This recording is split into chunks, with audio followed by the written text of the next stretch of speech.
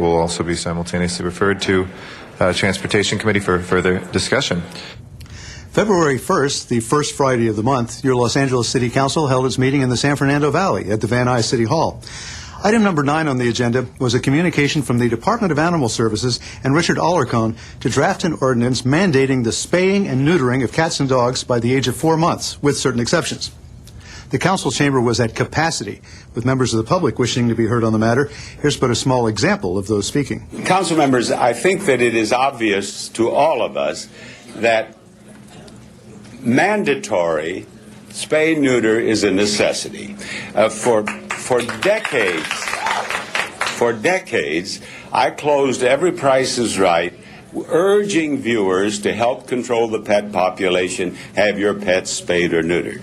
And there are people right here in this audience who have spent years of their time, their energy, and their money trying to educate people to have their pets spayed or neutered. Now, I'd like to think that all of us working together have made a difference, but it's not enough. And the only answer is legislation. And to be more specific, the only answer is this ordinance. And I want Councilman Rosendahl, here he is over here, I want you to know, I know that you object to the 4 months. All you need is a letter from your veterinarian saying it should be delayed 5 months. Fine, we'll do it with this ordinance. And I know that you have a farm, you have all these animals, you have your chickens. We will not spay your chickens, I promise you that.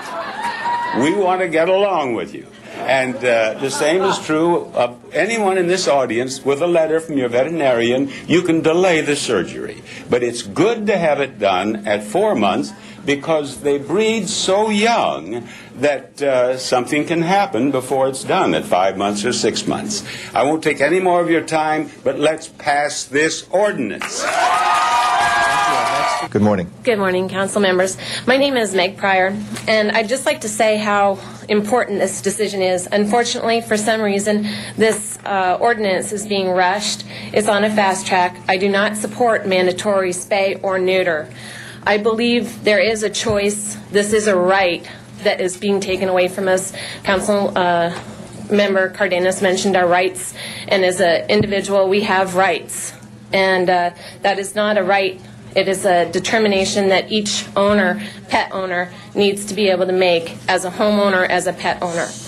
We need to understand that spay and neuter of 4-month-old pets, kittens, puppies, is unhealthy. Their systems, their organs are developing at a very quick rate. They begin development and continue to grow through the age of 1.5, 2 years of age. And when you spay or neuter at this age, you're taking important hormones and changing the environment within the internal process of the animal. And this can hurt the animal's development for a lifelong health. And that's what we really have to care about. As individuals, we want healthy pets. There are certain people that are doing this for money, and they sell pets, or they raise litters that are unregistered or what have you. That's not the purpose of my message. My message is I care about animals. I care about their lifelong wellness. They only live a certain number of years anyway, always too short. Only, 12, 15 years of age is too long for an animal to lose its life at an early age. And so when you spay or neuter, when a puppy or kitten is only 4 months of age, it hasn't even completed some of its important system growth, you're hurting its lifelong expectancy. And finally, this ordinance will hurt the health of dogs and cats. And Councilmember Cardenas, this does take away a citizen's right. And with this mandatory requirement, please oppose this ordinance. Thanking all those present on both sides of the issue, the maker of the motion, District 7 Councilmember Richard Alarcon, explains the need for the new ordinance and says far too many animals have been killed in our shelters. Far too many backdoor breeders are treating animals in an inhumane way and disrupting communities in doing so. Far too many kids fear walking to school. Far too many people have been maimed by animals roaming the streets. Just the other day, about a month ago, I would say, a St. Bernard was roaming in my neighborhood. Now, it was a great dog, I don't know who was supposed to care for that animal, but it was a shame to see it roaming through the trash in the neighborhood. Far too much time has passed. Far too many animals have been killed by our department. I would much rather have Mr. Box set his resources toward those gangbangers that are teaching vicious skills to animals that are loving animals. I would much rather he focus his attention on teaching young kids how to take care of their animals properly. I would much rather he focus his attention on providing more resources to help our young people and our adults learn from animals, learn humanity from these animals. They can do it. We can do it. But we must pass this ordinance in doing so. Mr. Rosendahl, I know that, Mr. Rosendahl, you are one of the greatest lovers of animals on this council. There's no question about it, and I respect your position. I do believe, however, that there is a great social benefit to be derived from implementing this ordinance at 4 months. Although this plan may be good for cats, District 11 Councilmember Bill Rosendahl says he doesn't believe in early neutering for dogs and says registration of dogs is the answer. And I'll be personal. You know, my dog Rosie, which lived until almost 12 years old, it was not, as German Shepherd, mature until it was 18 months old, according to all the vets I dealt with, to get all of its energy to be in a proper form. 18 months. I don't believe in this 8 weeks, 2 months, 4 months, that kind of thing, okay? The animal had not come into its true nature. If you respect the nature of animals and you respect your role as the person in charge of your animal, you're going to be responsible through all that process, which registering of the animals is the key for that responsibility, okay? Now, 4 months, 3 months, 2 months, 5 months, 6 months. Do you realize we don't have enough police out there to police for our issues as citizens? And we're going to be banging. I just can't believe it. We bang on people's doors and say, oh, by the way, is your dog fixed or not? I mean, for God's sake, what kind of fascist move is that in our society?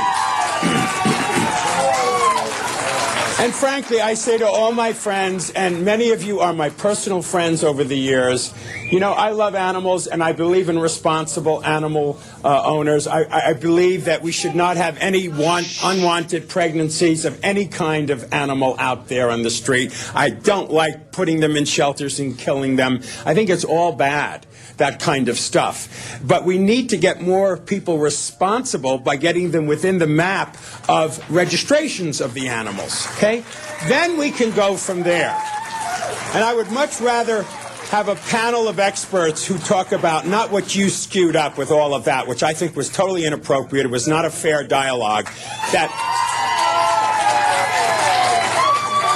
That we should be really talking about what is a mature dog. Now, little dogs, Richard, fine. They're little toy poodles or whatever they are.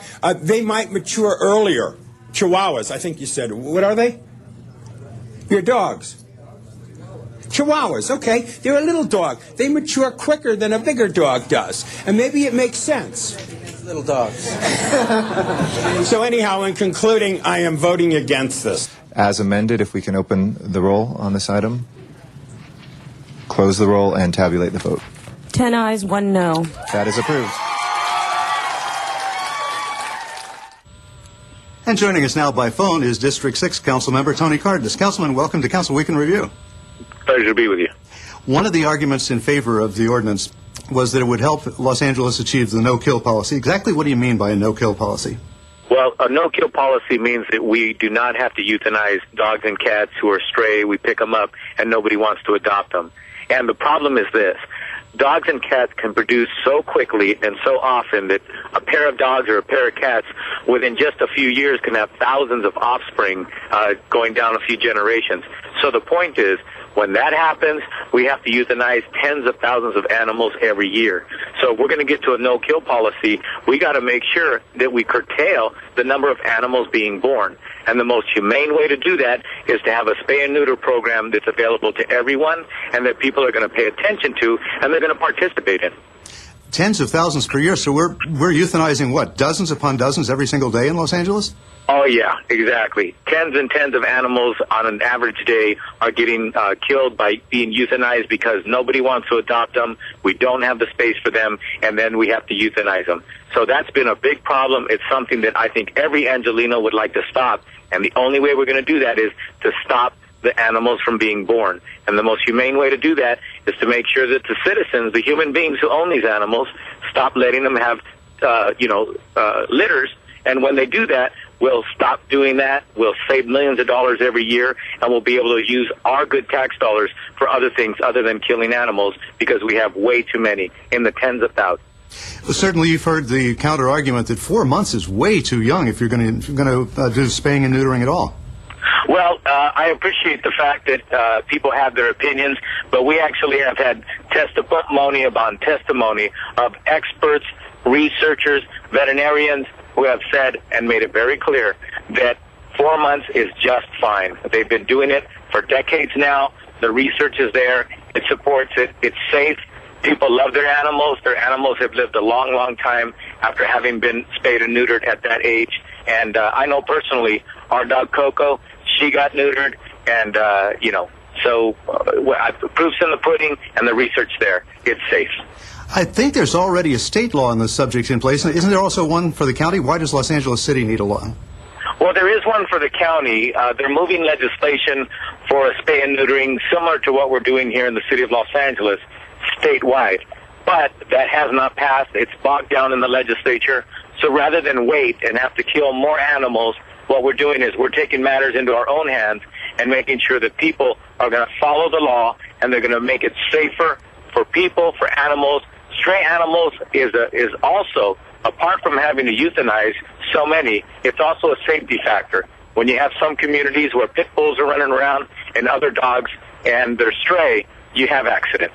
I think you've also written into the proposal, have you not, the possibility that somebody might not want to have their animals spayed or neutered, that they can actually take a different route. Absolutely. If people are breeders, they have every opportunity to keep those animals to be able to reproduce. And also, any citizen in Los Angeles, by paying $100, can make sure that their dog or cat does not have to be spayed or neutered either. So it's really simple. Everybody and anybody who does not want to have to spay and neuter their animal can go ahead and keep them intact. But it's going to cost them $100. To us, we think it's a small price to pay. If you love your animals that much and you're being responsible, well, go ahead and breed them. But if you're not, you're going to have to spay and neuter them, and then we'll have tens of thousands of animals less in the city of Los Angeles that have to be euthanized every year. What in general is the cost of having an animal spayed and neutered, and what about low-income families? Well, I got to say, Bob Barker was there, and he is a big proponent of spay and neutering, so I got to give my hats off to him and tell him, thank you, Bob Barker, for reminding us that the price is right.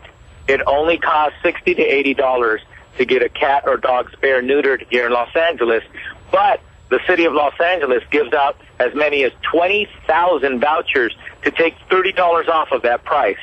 In addition to that, we have as many as 11,000 vouchers every year that we give to poor families and seniors so they can get it done for free.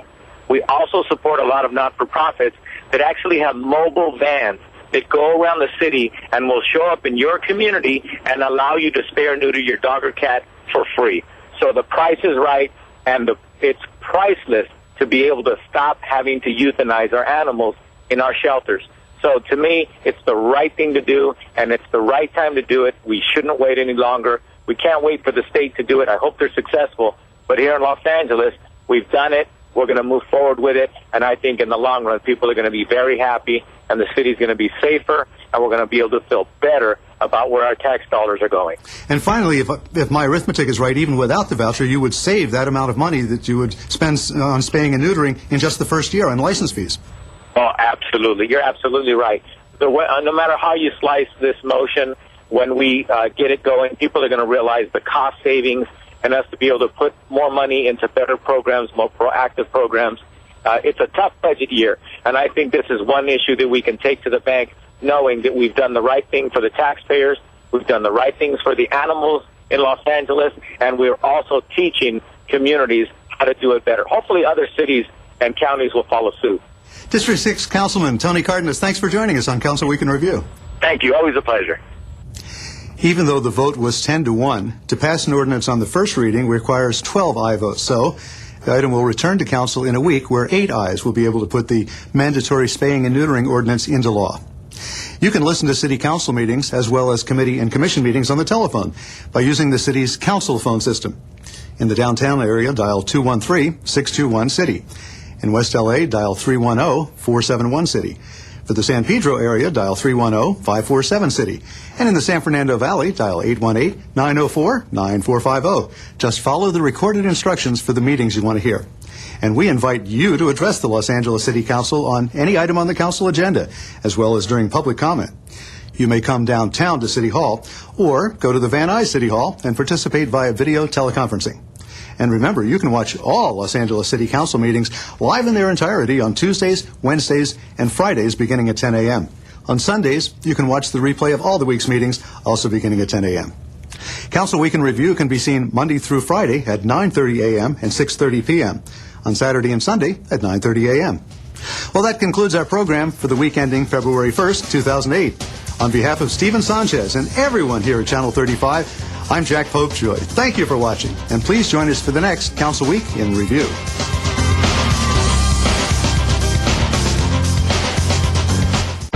Hey, buddy, what's shaking? We're not prepared for an earthquake.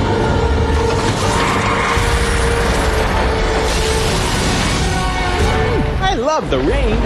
We're not prepared for a flood. Sure, in the movies, this is all pretend, but in real life, you gotta be prepared for any type of an emergency. You can't predict, but you can prepare. Yeah. How'd you know? The ball called. Be prepared at LAFD.org.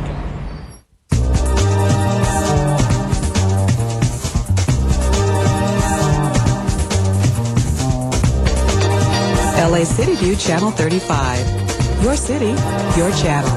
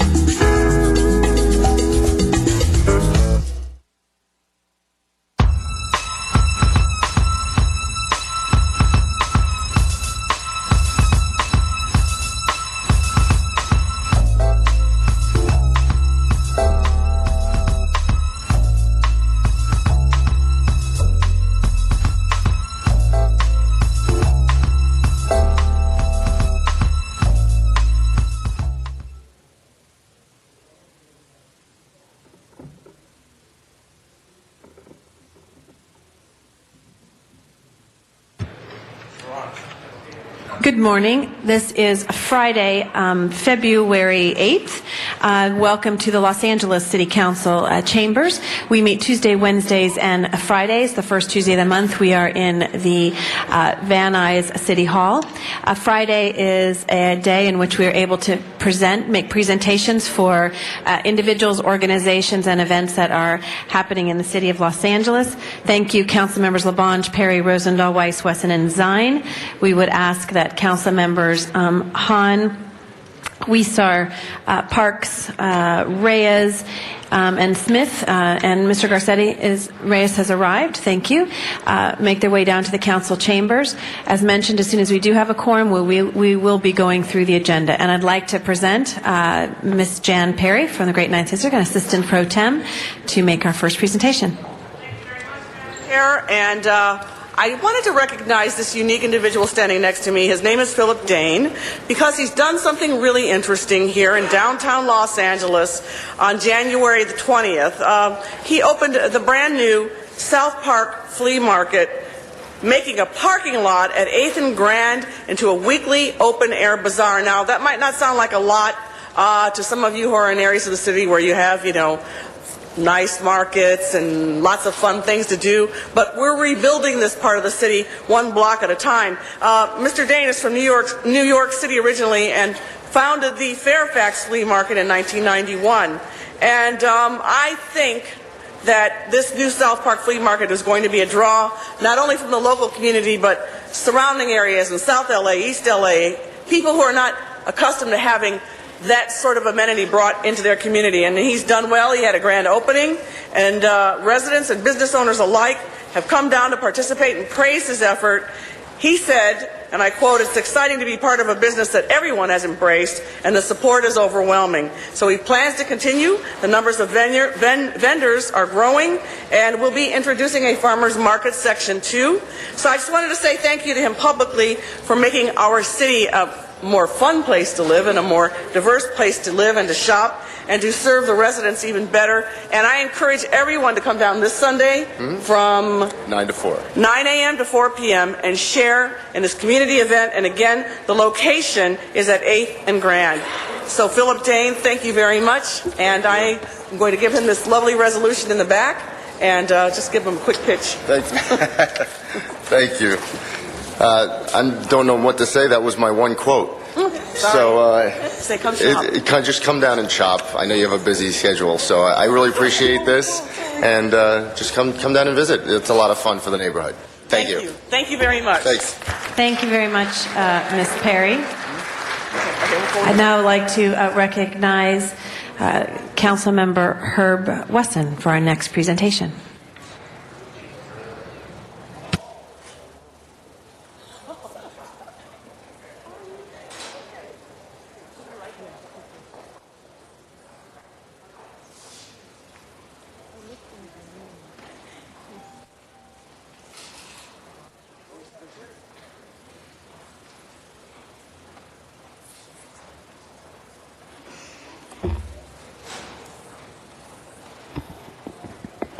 Councilman?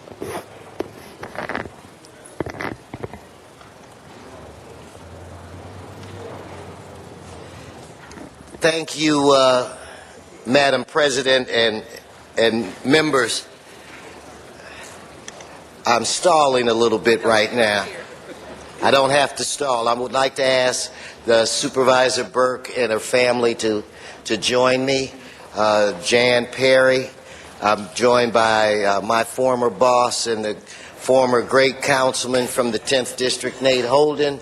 I'm also joined by Bernard Parks, councilman for the 8th District.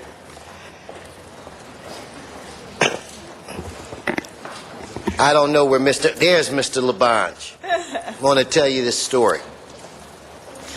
In 1991, somewhere in this building, I believe it was in this chambers, my boss, dear friend and mentor, called me over and he said, Herb, Yvonne Burke is going to run for county supervisor to take Supervisor Hahn's place. And I said to him, good. And he says, oh, by the way, I have given you to her. So you will be running her campaign. Councilman, thank you very much.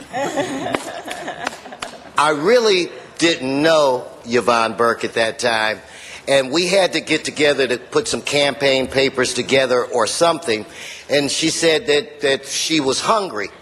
And here I am with this icon, a woman of firsts, and I'll let my other colleagues talk about all of the things that she's been first at. But we go back to her place, and I'm in awe. And she goes into the kitchen, and she gets some wheat bread and some cheese and makes us grilled cheese sandwiches on one of those little deals that looks like a waffle iron. And I said, oh, she's okay.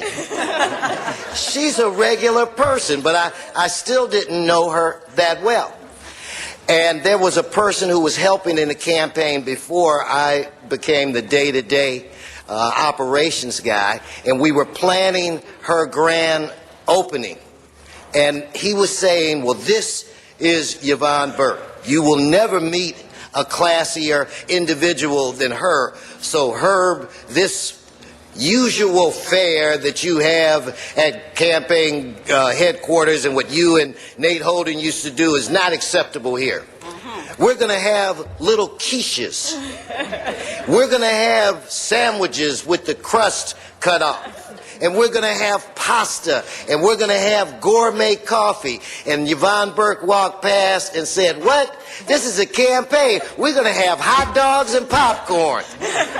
And she cleaned the popcorn machine herself. She was just an ordinary person who had done extraordinary things.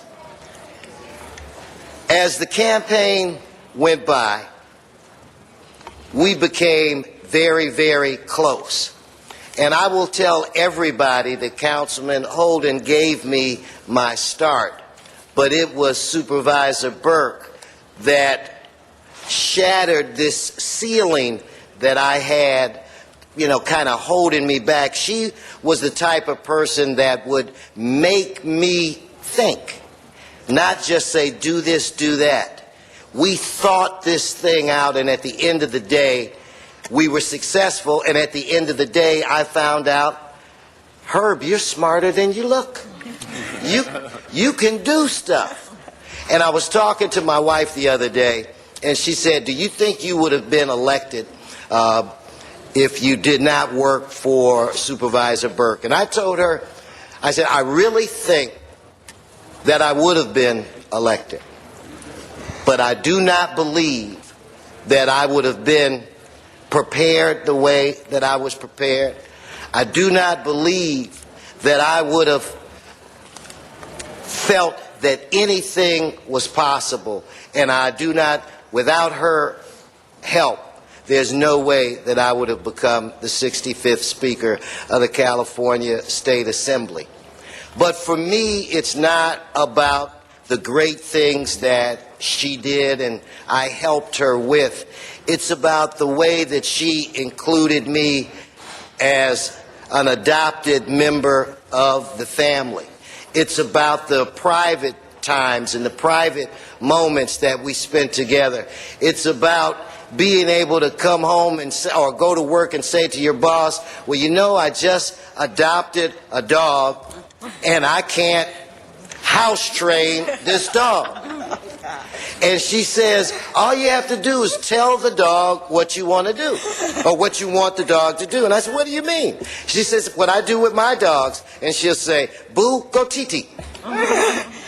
So I go home and I look around, make sure my neighbors aren't, and I start saying, pee-pee for daddy. And it worked. So I can train dogs now. Dog whisperer, huh? But probably, yeah, I'm a dog whisperer in training. When the supervisor celebrated, how many years for your anniversary, the last one? 35. When the supervisor celebrated her 35th anniversary, her and Bill, they had a very small dinner party. I thought it was going to be a big dinner party, and it was such an honor that she would include my wife and I and just 6 or 7 other couples, and Bernard Parks was there that day. So it let me truly know how she feels about me and my family. The least that we could do is honor someone that has done so much, not just for this city or this state or this county, but the United States of America. Someone who knows how, and one of the most important things I ever learned from her was to take my ego and put it at the door.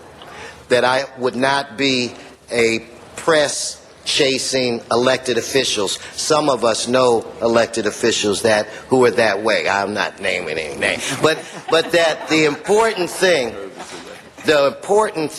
is delivering for the people. So this is our small way, Supervisor, Jan's, Bernard's, and mine, with the help from Cultural Affairs and the Mayor's office, in telling you how special you are to us personally and how special you are to the residents of the great county of Los Angeles.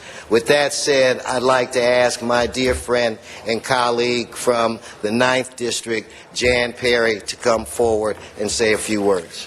Thank you very much. Thank you, Mr. Wesson. And as I said earlier on the bridge, what an honor it is to just say a few words about Supervisor Burke as she starts the second phase of her career.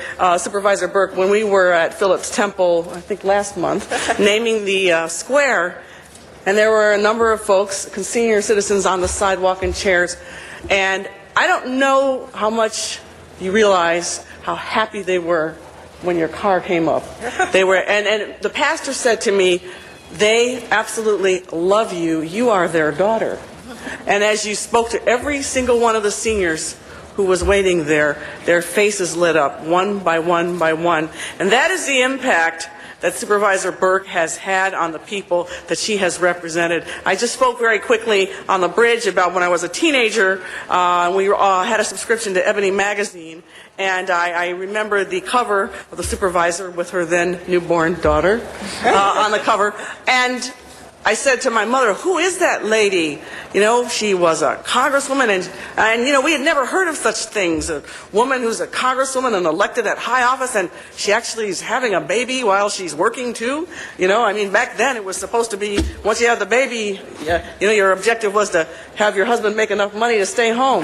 Well, obviously, that's changed, and thank God. All right? Now, the only thing I need to leave with is thank you, Supervisor Burke, for providing hope and inspiration to other women and men who appreciate strong women and are smart enough to follow the direction of strong women, so that their lives are so much easier, right? Yes. Yeah, that's right. That's right. And to say thank you, Supervisor Burke, for setting the bar, the highest of bars, for us all to extend and reach, I hope, in our lifetime. So thank you so much. Thank you.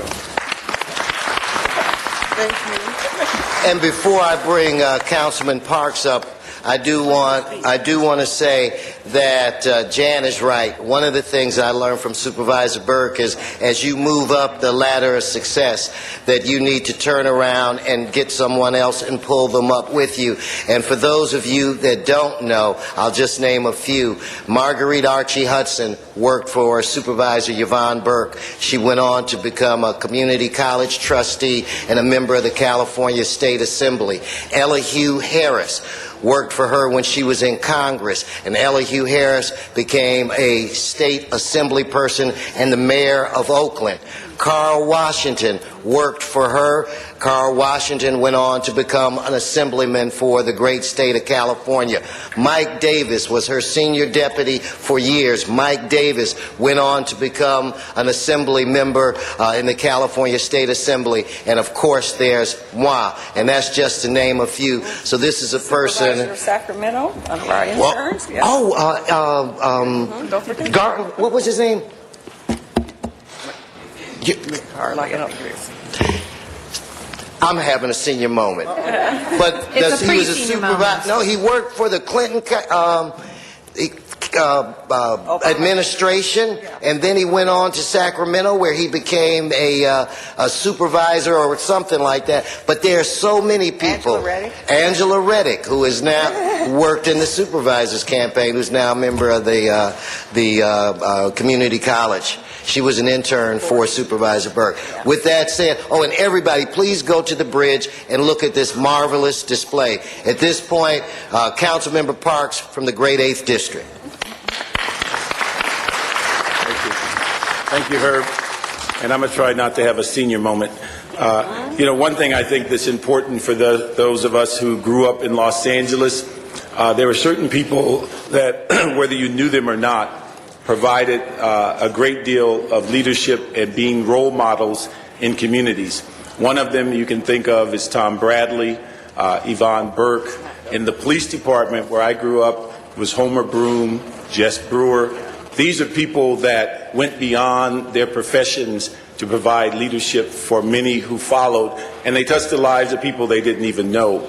I think if you see Yvonne Burke as a public official, you'll get an impression that she is just a class person, gets things done, and that she has no fun. If you see her in Mexico with her feet in the sand, you'll find that she's just a regular person that's with her family enjoying the holidays, and that she looks forward for those kinds of activities. So you get a chance to see her in so many aspects. I mentioned on the bridge today, if you've ever been in a meeting with her, it's like an encyclopedia. She understands the issue. She remembers the details. She has the history because she was there when the decisions was made.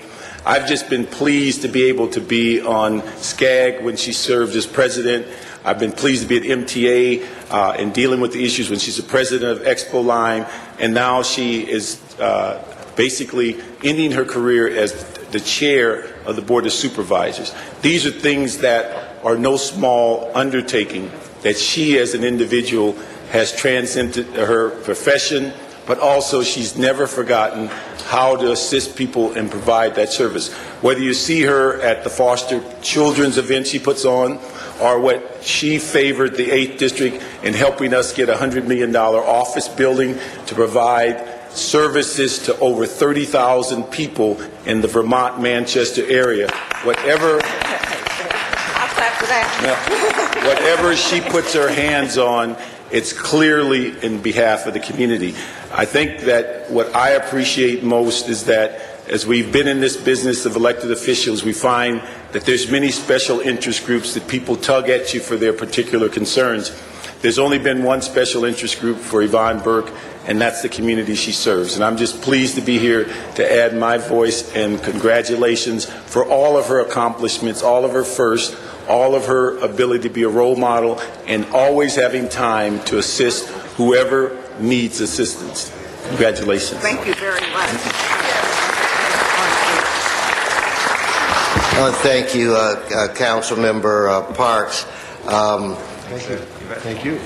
We do have a few council members whenever you're ready that would also like to say something. I understand that, but we have to yes, you have a special one. We have to give a special courtesy to the individual coupled with Supervisor Hahn that were Supervisor Burke's two biggest supporters during one of the most difficult campaigns I'm sure that she was ever involved in. Councilman Nate Holden was responsible for, you guys, we didn't win in the primary. We kind of got beat up. There were things said about us that weren't true, and Councilman Holden came up with the idea that we were going to put boxing gloves on Supervisor Burke and take a picture and say something like, she's fighting back. Anyway, with that said, I want to present to you a former heavyweight boxer himself, Councilman Nate Holden.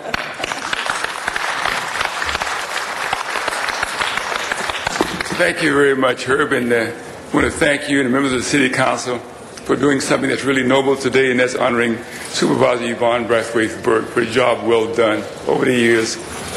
It's a long story, and I'll make it really short. There was a guy named Gilbert Lindsay, and there was a guy named Kenneth Hahn. And Kenneth Hahn was told by Gilbert Lindsay's son, if you want to be elected to the City Council, go talk to my daddy. And his daddy was at Department of Water and Powers with his light hanging down, and the rest is history. The Sunday Morning Breakfast Club caused all this to happen. And it turns out that there was a lady named Yvonne Burke Brathwaite. Watson. Yvonne Watson. And there was a guy named Tom Bradley, and he was a lieutenant in the police department. And he was being considered to run for city council. And I went to this community meeting, it's called a caucus at the time, and in retrospect, I can see it was really stacked. And it turns out that there's this beautiful woman standing up there, so bright, so intelligent, the chairperson of that caucus. And the rest is history. Tom Bradley got the endorsement, came on to become a city councilman, subsequently became the mayor. As it turns out, shortly after he became a city council person, the 63rd Assembly District opened up. And the person who was selected to run for that job is standing right with us today, Yvonne Watson. And I remember it so well because I gave her $50.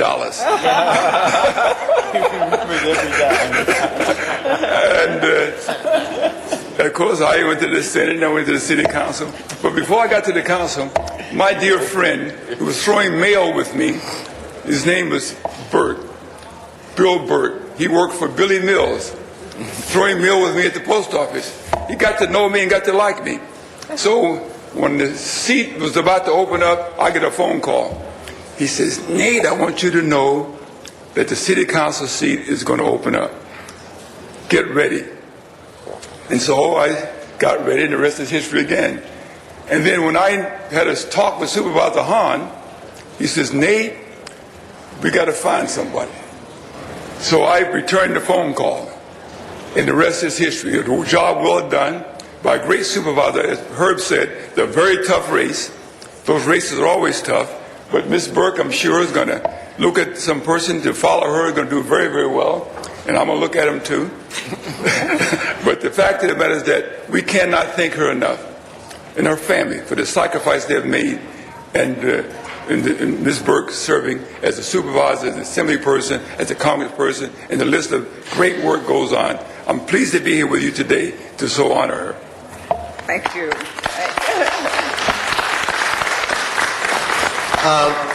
Madam President, you know, I really thought that one of us would rattle off the partial list of first. If you have do you have maybe you could do that for us on the back page, just so that people that are watching this on Channel 35 would hear some of the things. And again, this is a partial list.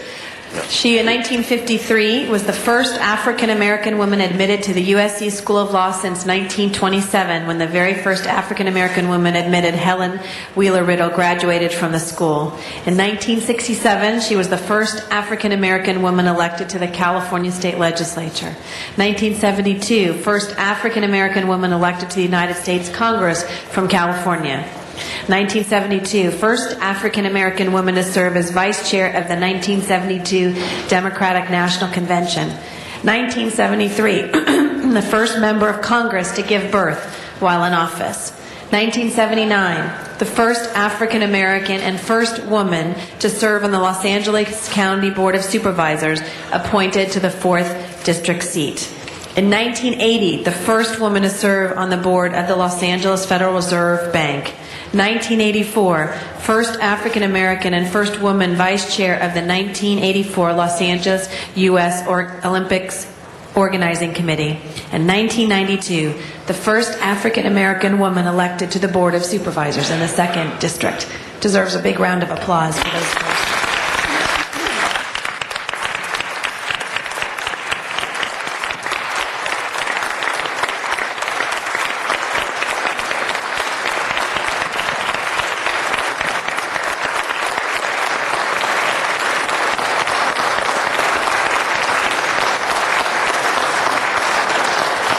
Madam President, like I said, that's just a partial list. At this time, it's Yes, my we have understanding that some of our colleagues have a few things to say. Just a few. Councilmember Rosendahl, followed by Mr. Labange, Ms. Hahn, Mr. Huizar, and Mr. Zine. You are the first, Yvonne, and you're also one of the few that I know in my personal life that really put the family first, even though politics is politics. When it says the first member of Congress to give birth while in office in 1973, you wrestled with the reality of that 3,000-mile trip back and forth. And at a certain point, you said to yourself, which we know about, that, I'm not going to do that commute anymore. I'm going to be the mother that I need to be. And you came back. I was just blown away. And in 1981, we had a chance to work together and get even closer. And when I had the privilege of doing the television show, you were a regular on that and quite a spokesperson for what is right and what makes sense. And so we were all delighted when you went back into politics as a supervisor. You made a huge difference in all our lives. You are the first. Bless you and bless you going forward. Thank you. Thank you. Mr. Labange. Thank you very much. Yvonne Burke.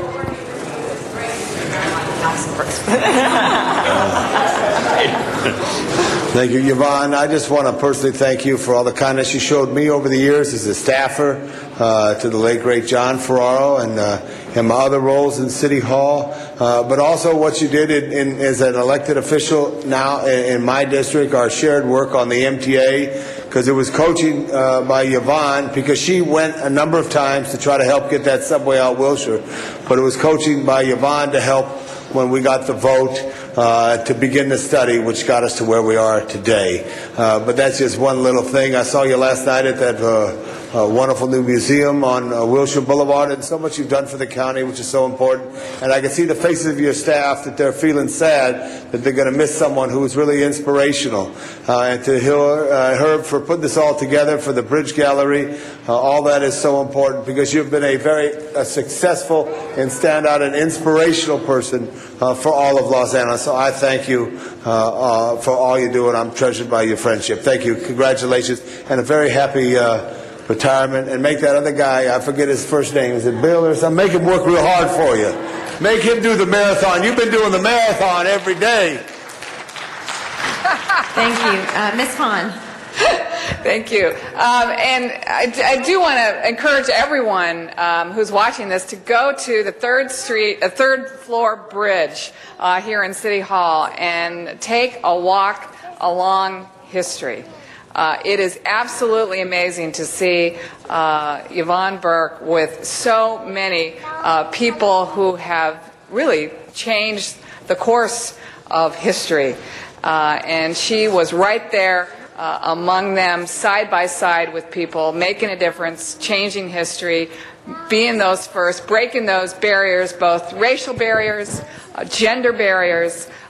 You truly have been an inspiration to so many of us who have also sought to do the same things that you have, be in public service, hold down jobs, raise a family, and really make a difference. And I know you said you were a reluctant participant to run for county supervisor, and I know my dad encouraged you and gave you his endorsement because he knew that you truly would do a great job. And I will say, I loved what one of you said about, you didn't just achieve these great goals for yourself. You always turned around and you grabbed the hand, Herb said that, of someone else to help them up. And I know you did that for me. You were the first co-chair of my very first run for city council. I was unsuccessful. But after that, I was without a job and was getting close to being desperate, moving back home. And you picked up the phone and called me and said, hey, why don't you go try this out? I think you would be good for that job. Ended up landing that job and being in that position for another 5 years. You co-chaired my next run for city council. You supported me when I ran for Congress. And you also did something that I'll never forget. Those of us who've run for office and lost and end up having money to pay. You have a debt. You know, my own father told me, never have a debt. Never mortgage your house. So I think we didn't tell him that I had that debt after that first city council race. But your true friends in life are the ones who help you when you've lost. Because everybody's there when you win. Everybody helps you when you win. But you threw a little party for me after I had lost. And that I'll never forget. Congratulations. Have a great second half of your life. Thank you. Mr. Wiesar, followed by Mr. Zine, Mr. Smith, Mr. Reyes. Well, Supervisor, I just want to congratulate you and thank you for all the wonderful work you've done.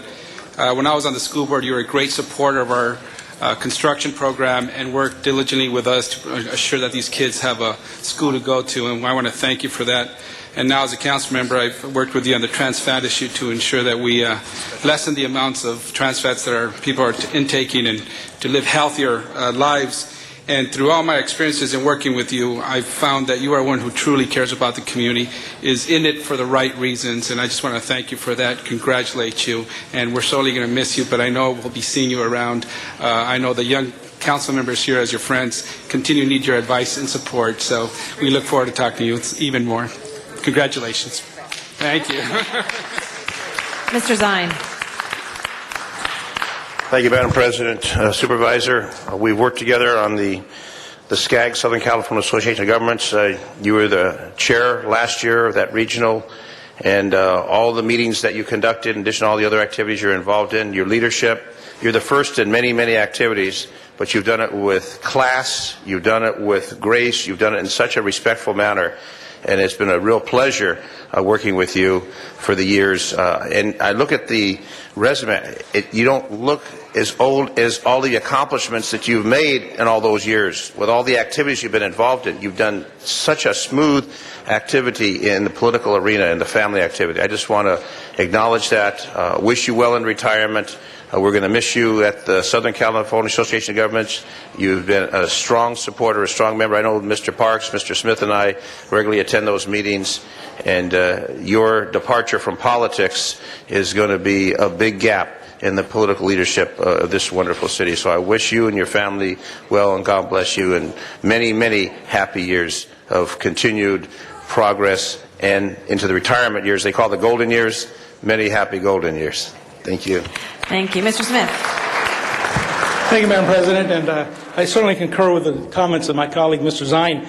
I had the pleasure of working with you at SCAG, certainly, and you're a great leader over there. And everyone's talked about your accomplishments as an African-American woman, and all you've accomplished is just incredible. I just want to say to you, I went with you to China last year as you led a delegation from the city county region of Los Angeles, not just LA, but the county and also outside the county. And when we went to meet the delegation and represented the Chinese government, Yvonne was the spokesperson for all of Southern California. And she met with these people and she held them and they watched every word she said. They concentrated. She charmed them to death because she is such a charming, gracious lady. You put on a great face for the United States, for all of the region when we went to China. But I saw in their eyes the respect they had for what you had to say. You captivated them. And that's because you're such a lovely, charming lady. I have always enjoyed working with you because you're one of the classiest women I've ever met in my life. Don't tell my wife I said that. But you are, and that's the charm you carry. And you'd be a great loss to the landscape of Los Angeles. But I know you've worked so hard for so many years, you certainly deserve this time to yourself and your family. So I just say thank you for what you've done for Los Angeles, for the region. Thank you what you've done for African Americans, but more importantly, thank you for being such a great friend and such a charming lady to know. And I look forward to talking to you and Bill in your retirement whenever we get a chance to say hi. And I know we'll see you at some football games now and then. Look forward to that. But God bless you for everything you've done, and good luck in your retirement. We'll see you at the football games. Thank you. Thank you. Mr. Reyes, followed by Mr. Garcetti. Thank you, Madam President. I just wanted to stand. A lot has been said about our county supervisor, but when folks talk about the accomplishments, the current role, managing a budget of $22 billion, a district composed of 2 million people. So I think of these accomplishments, and I think of all the folks that you've walked with, the giants, Congressman Edward R. Roybal, John Ferraro, Tom Bradley. I feel very honored to be here in this room with you. I thank you for being who you are. I believe you're a role model for many of us who are focused on just getting the work done and just getting that type of support that reaches the folks who don't have a voice. And for that, I thank you. Congratulations. May you have the great golden years you deserve. Thank you. Mr. Garcetti. Yvonne, Supervisor Burke, what an extraordinary outpouring from this body, respecting, I think, who you are and what you have done. The who, what, where, when, and how of Yvonne Burke is breathtaking. Who you are, not only the path-breaking route that you have taken, but the way that you have taken it. What you did, I think people have been emphasizing a lot that you were path-breaking in a personal way, but I want to say that you were path-breaking in a policy way, too. The things that you did, which are the measure of what we leave behind, is not only the doors that we open, but what we do with them when those doors are open, that distinguish the service that you have provided to everybody. The where and when, my gosh, the when is an extraordinary span. In a profession where people burn out because of the intensity, you've been able to live your life with such grace and be able to govern with a cool head always. It's an inspiration to me as a younger elected official to see in some of the toughest issues, when other people are losing their cools, how you manage to continue to keep your eye focused on what is important, and that is the people that we serve. And the where, you have served Los Angeles better than anybody I can imagine. You have done it at all levels of government. You have served the country as well, which is something that folks who serve Los Angeles have the rare opportunity to do, of that national scope. And I know the policies that you worked on in Congress affect people in other states and other cities and around the world as well, which is something you should always remember. And how you did it, you always did it with a smile. You always looked 100% together. There might have been, because we've all been there ourselves, other things going on inside your head, but you had an amazing game face, which says that to the people out there, they deserve to have civil discussion, civil government, a smile, and a direct and intelligent answer to everything that they ask. We couldn't ask for more from a public servant, and we certainly will miss you in public life, but I hope you will continue to be an inspiration and a mentor to so many of us who look at the root of not only how you sustain a life, but how you get the things done that you have. And that truly is the impressive measure of what you've accomplished. Congratulations. And I just want to add my thoughts and said earlier this morning that she is a woman of first, and I have admired her for many years, and compliment you, Herb, because I know you were involved in a lot of the details of what went on that bridge, and it looks beautiful. And as I said, there'll be people who have been impacted by Supervisor Burke, all that you have done, who may never meet you or know you, but you have made some dramatic changes in the community, not only here in Los Angeles, but across the country. You were a beautiful young lady then and a beautiful woman now for all of us to see. And thank you for what you have done and being a role model for many of us who are here today because of what you did and broke through those glass ceilings decades ago for us. And thanks for training Herb for us too as well. Mr. Westgate. Thank you, Madam President and members, and I'll just say this and we'll move forward. Supervisor Burke literally has no more wall space at all, so we didn't know what to present you on this day. We gave it a little thought, and Jan and Bernard and I would like to present you with this. Thank you. Because we know that you love it.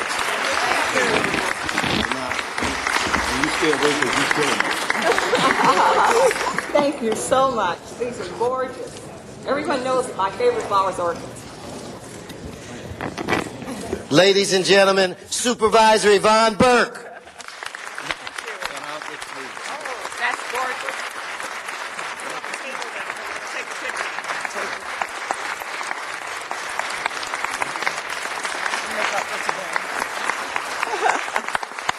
Well, thank you.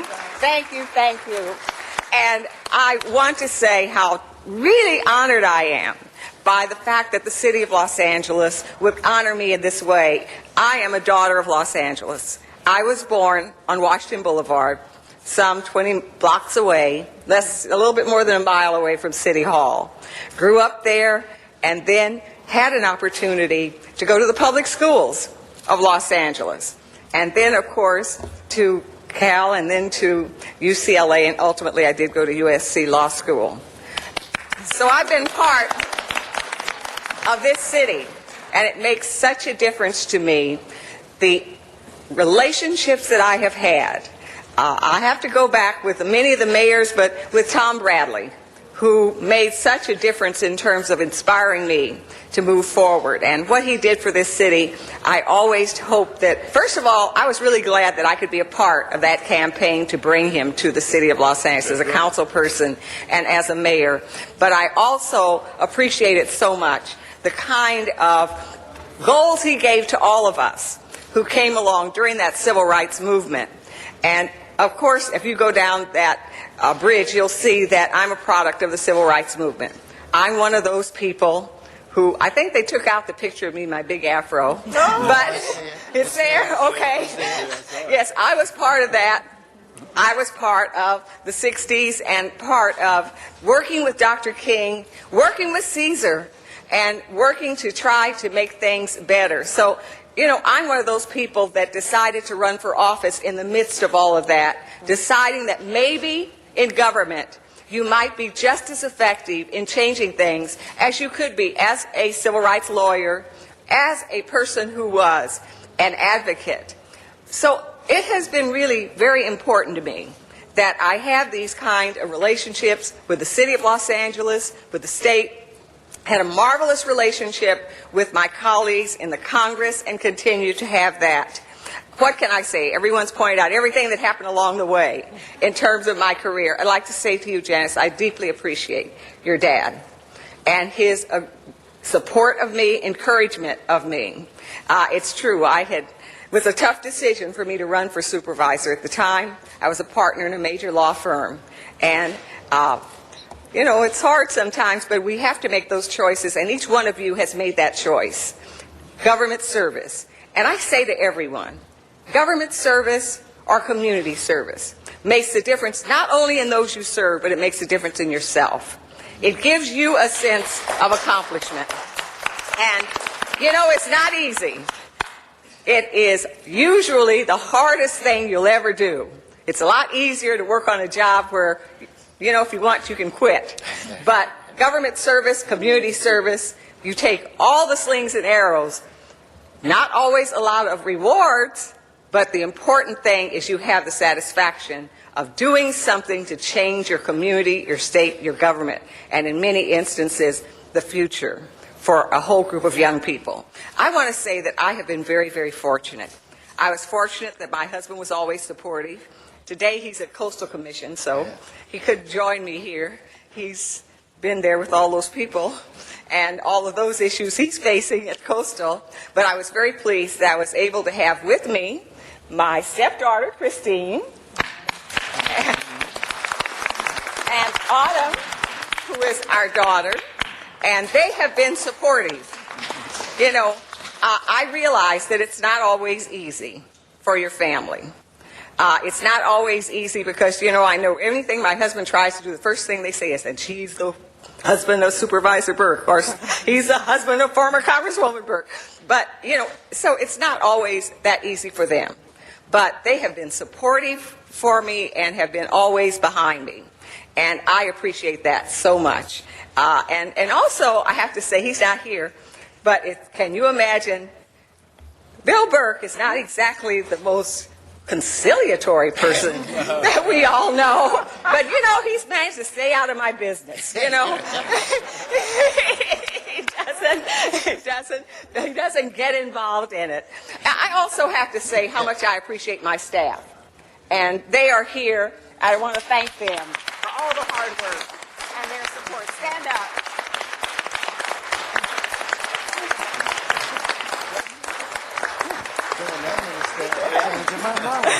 And I also want to thank, some of them had to leave, but the department heads of the County of Los Angeles. And I know that our CEO is here, Bill Fujioka, but he had to go back. He does have to take care of county business. But if any of the county department heads are still here, I'd like to ask them to stand. But they were here earlier. Several of them. But most of all, I just want to thank all of you, and particularly Herb, for all of your hard work, your staff's hard work, in giving me this opportunity to pass on and for a few people to see the kind of things that you have an opportunity to do, even if you did grow up on the east side of Los Angeles. So thank you, and thank to all of you.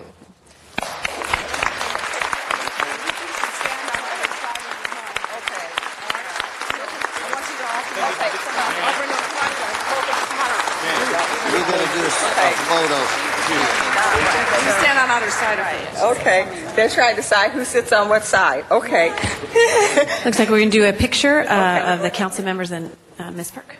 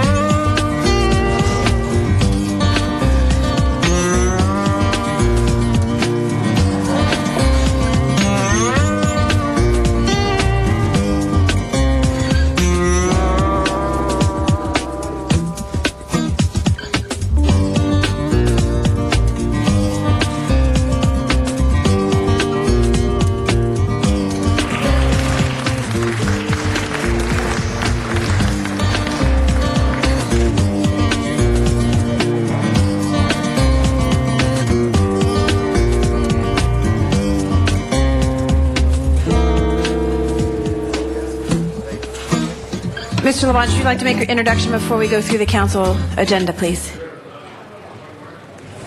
A very special class to witness all this great honor for Yvonne Burke is from St. Cashmere School in the 4th District.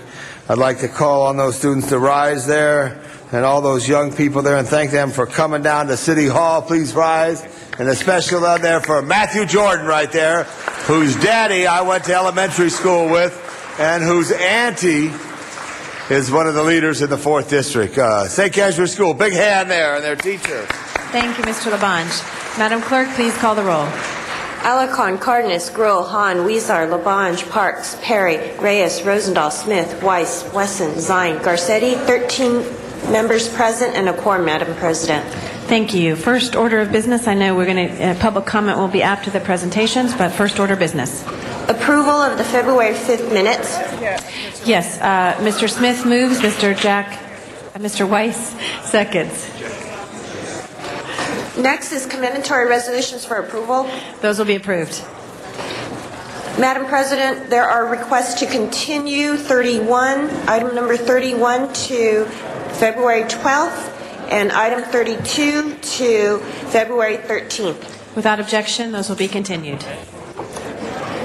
Items 1 through 12 are items noticed for public hearing. Items 1 through 11 are street lighting items. Recommended council action is to continue the hearing and to present the ordinances on February 29, 2008. That will be the order. Next items. Item number 12 is an energy and environment report that has been submitted.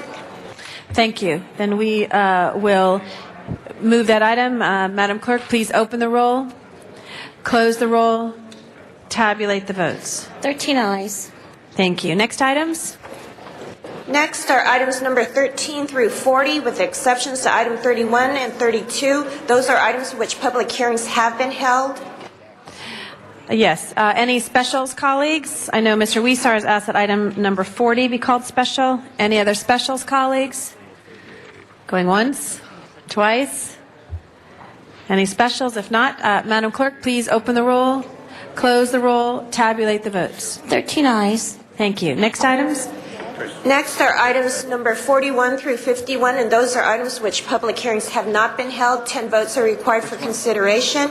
And Madam President, there are cards on item 49 and 50. And 52. So those three would be called special. Yes, Mr. Zine. There's a special amendment being made on the 50E. Okay. 50E. An amendment. All right. It's been Thank called you. special. We did have cards. All right. Thank yes. you. Mr. Reyes. You went pretty fast there, Council President. Item 13, can I have reconsideration? Item 13? Yes. Thank Okay. you. We'll go through this and anything else. I did say 1, 2, 3. Ready to go. So if not, any other specials on these items? If not, Madam Clerk, please open the roll, close the roll, tabulate the votes. 13 ayes. Thank you. If we could reconsider item number 13. Madam Clerk, please open the roll on reconsideration, close the roll, tabulate the votes. 13 ayes. Thank you. That'll be called special, Mr. Reyes. Thank you. Madam Clerk, any other items we need to go forward here? Madam President, it's time for the special meeting. Yes, please call the roll. Alarcon, Cardenas, Gruel, Hahn, Weezer, Labange, Parks, Perry, Reyes, Rosendahl, Smith, Weiss, Wesson, Zine, Garcetti, 13 members present and a quorum, Madam President. Thank you. First item. First item on the special agenda is item 52, and that is an item notice for a public hearing, and there is a card on this item. Thank you. That will be called special. Next, any other items? No, that is the only item on this agenda. Thank you. Then we will adjourn that and bring that to the regular meeting. Is that correct? Yes, it is, Madam President. Next is the continuation agenda, and item 53 is an item for which public hearing has been held. There is an urgency clause associated with this item. 12 votes are required. Thank you. Okay, item 53 is now before us. Madam Clerk, please open the roll on item 53, close the roll, tabulate the votes. 13 ayes. Thank you. Next item. Next is an item reconsidered from Wednesday, February 6th meeting. Council File 07-3385 is an appointment of Ms. Jacqueline DuPont Walker to the Housing Authority of the City of Los Angeles. Yes, we're reconsidering that item? Yes, Council is. Okay, open the roll on that item, close the roll, tabulate the votes. 13 ayes. Thank you. Next item. Madam President, for the reconsideration of that item, the correction is a technical correction, and the correction is to correct the end term date to June 6, 2011. Okay, that will be the order. So, Madam Clerk, please open the roll on that technical correction, close the roll, tabulate the votes. 13 ayes. Thank you. Next item. That brings council to items called special.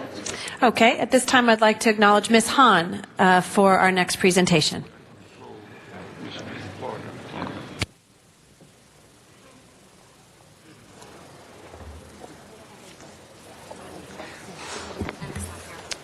Huh?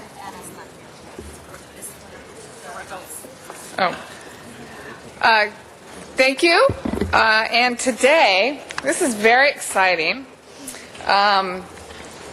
You've all heard the term fisherman. Well, we have a new term now. It's called fisherwomen. And today we have two prize-winning fisherwomen, Ingrid Camberos and Suzette Martinez from the Boys and Girls Club of the South Bay. Now, Ingrid and Suzette join other young fishing enthusiasts from the Boys and Girls Clubs across the nation for an event that was sponsored by Future Fishermen. We got to change that word, fishermen. Future Fisher People Foundation and Bass Magazine in Alexandria, Virginia last year. And Ingrid and Suzette, coached by pro fish wrangler Steve Kennedy, won the grand prize. They caught 13 pounds and 9 ounces of fish to be the winning contestants. They not only took home trophies, they also took home a once-in-a-lifetime experience of learning angling skills from the best of the best. And, you know, I really wanted to bring them down here, obviously, to congratulate them, to have another opportunity to say girls rule, but more importantly, to just highlight that it's programs like this that we always talk about that really give our young people some great activity, some positive thing to get involved in instead of getting involved in what we're all trying to end in Los Angeles, and that's getting involved in gang violence or some other trouble. These are the programs that we should fund. These are the programs that we should support, and really want to appreciate the Boys and Girls Club for really mentoring you two and allowing you to have this great opportunity. I want to congratulate Ingrid, who's here with her mother, Norma.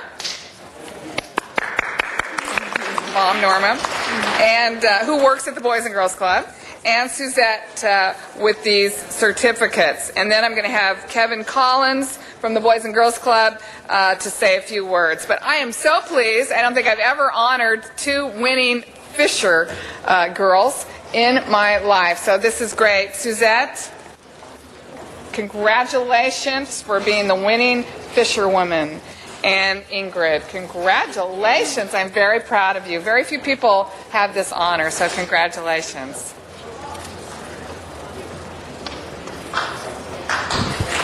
Okay. And Kevin, would you like to say a few words about this great program or anything else about the Boys and Girls Club? We picked 50 kids to go through these programs, and the 2 girls we picked happened to be 2 girls because they were the best in the class. 2 other Boys and Girls Club in California also went out, along with a whole, how many states? 12, 13 other states. And we took 2 very unique young ladies right here. And they want to say something, don't you? Okay, good. Tell us what you learned, or whatever you want to say. Well, my name is Ingrid Camberos, and I just want to thank everyone who made our trip to Washington possible, and to thank you for having programs like this who help us stay out of drugs and just keep us teach us to go into other things other than drugs. And I just want to thank Ms. Janice Hahn. You're welcome. Want to give us one tip on how to catch that much fish? What's the secret? Patience. Pay attention. Just to be patient, because they don't always come out. That's a good lesson for a lot of areas of our life. Suzette, would you like to say something? My name is Suzette Martinez. Well, I had a great experience with my friend, and well, I just had fun. I just had fun over there because I always wanted to go, like, have like a wonderful life and stuff.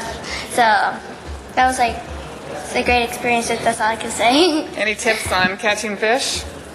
Well, what she says, like, it takes patience and like an hour to catch one fish. An hour to catch one fish. So yeah, we were kind of struggling there, but we got out of it. Congratulations. And we look forward to seeing you 2 young women, I'm sure, in a lot of areas that you're going to be successful, because these lessons will carry you a long way in life. So congratulations to Ingrid and Suzette, and to the Boys and Girls Club of the South Bay for all you do for our kids. One more thing. Did you want to say something? No. No? Okay. Okay. Well, congratulations. Let's get Thank you very much, Ms. Hahn. We'll recognize next Ms. Gruhl.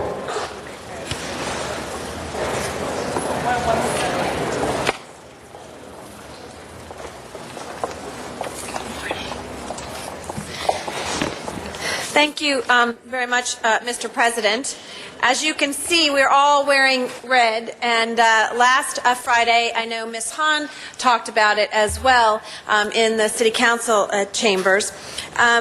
You know, today is the annual Go Red for Women Day in Los Angeles. Most people don't realize that heart disease is the nation's leading killer of women. They think it's a disease that only affects older men. In fact, every 60 seconds, heart disease takes the life of a mother, a grandmother, a sister, a daughter, or friend every 60 seconds. In Los Angeles, 1 out of every 4 women dies of heart disease. The American Heart Association is leading the campaign to raise public awareness about the dangers of heart disease. Last week, City Hall went red by lighting the outside of the building, and we will all be going red until Valentine's Day. And I know Mr. Garcetti, our president, noticed it. It was not the red light district in City Hall, but actually it was going red to educate people about heart disease. Additional buildings downtown, including the Bank of America building, the City National building, are following City Hall's lead and going red to promote Women's Health Day. And today we are offering free blood pressure screenings and heart health information in the Rotunda this morning during our meeting. Or you can go to the Go Red for Women website and schedule a checkup, www.goredforwomen.org. I want to thank not only my office, but the American Heart Association, who have been the great partners in the campaign to go red this February. Also, IBEW, Local 11, and NECA graciously donated the lights and the labor needed to physically make our city landmark red. General Services, Alvin Blaine, and the men and women on GSD maintenance crew who helped install the red lights and actually flip the switch to turn the buildings red each night. Project Restore and Ed Avila and Nancy for their support and maintenance of City Hall as a landmark. And at the American Heart Association, Claudia Keller and Dora Gill and the others who are standing behind me for their tireless efforts to promote women's heart health. And this became a very personal issue for me when my mother passed away. The expectation, or what they thought, was that she died of a heart attack. And we have to recognize that our family members need to be heart healthy, and we can do something about it by talking about getting heart healthy. And so one of those people who's been very active is Dr. Vaishali Rao, a cardiologist at Huntington Hospital. Huntington Hospital is one of American Heart Association's primary sponsors for the Go Red campaign, and we deeply appreciate their support. So I'd like to first introduce our wonderful doctor, and then also someone from the American Heart Association.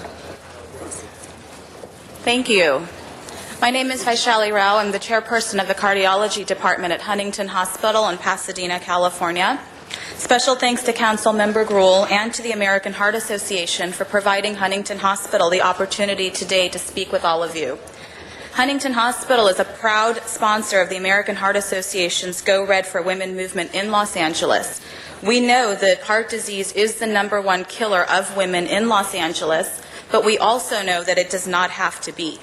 Heart disease is often preventable, and the Go Red for Women's message of education and empowerment, that message that makes women and men advocates for their own health, is a message that we believe in strongly.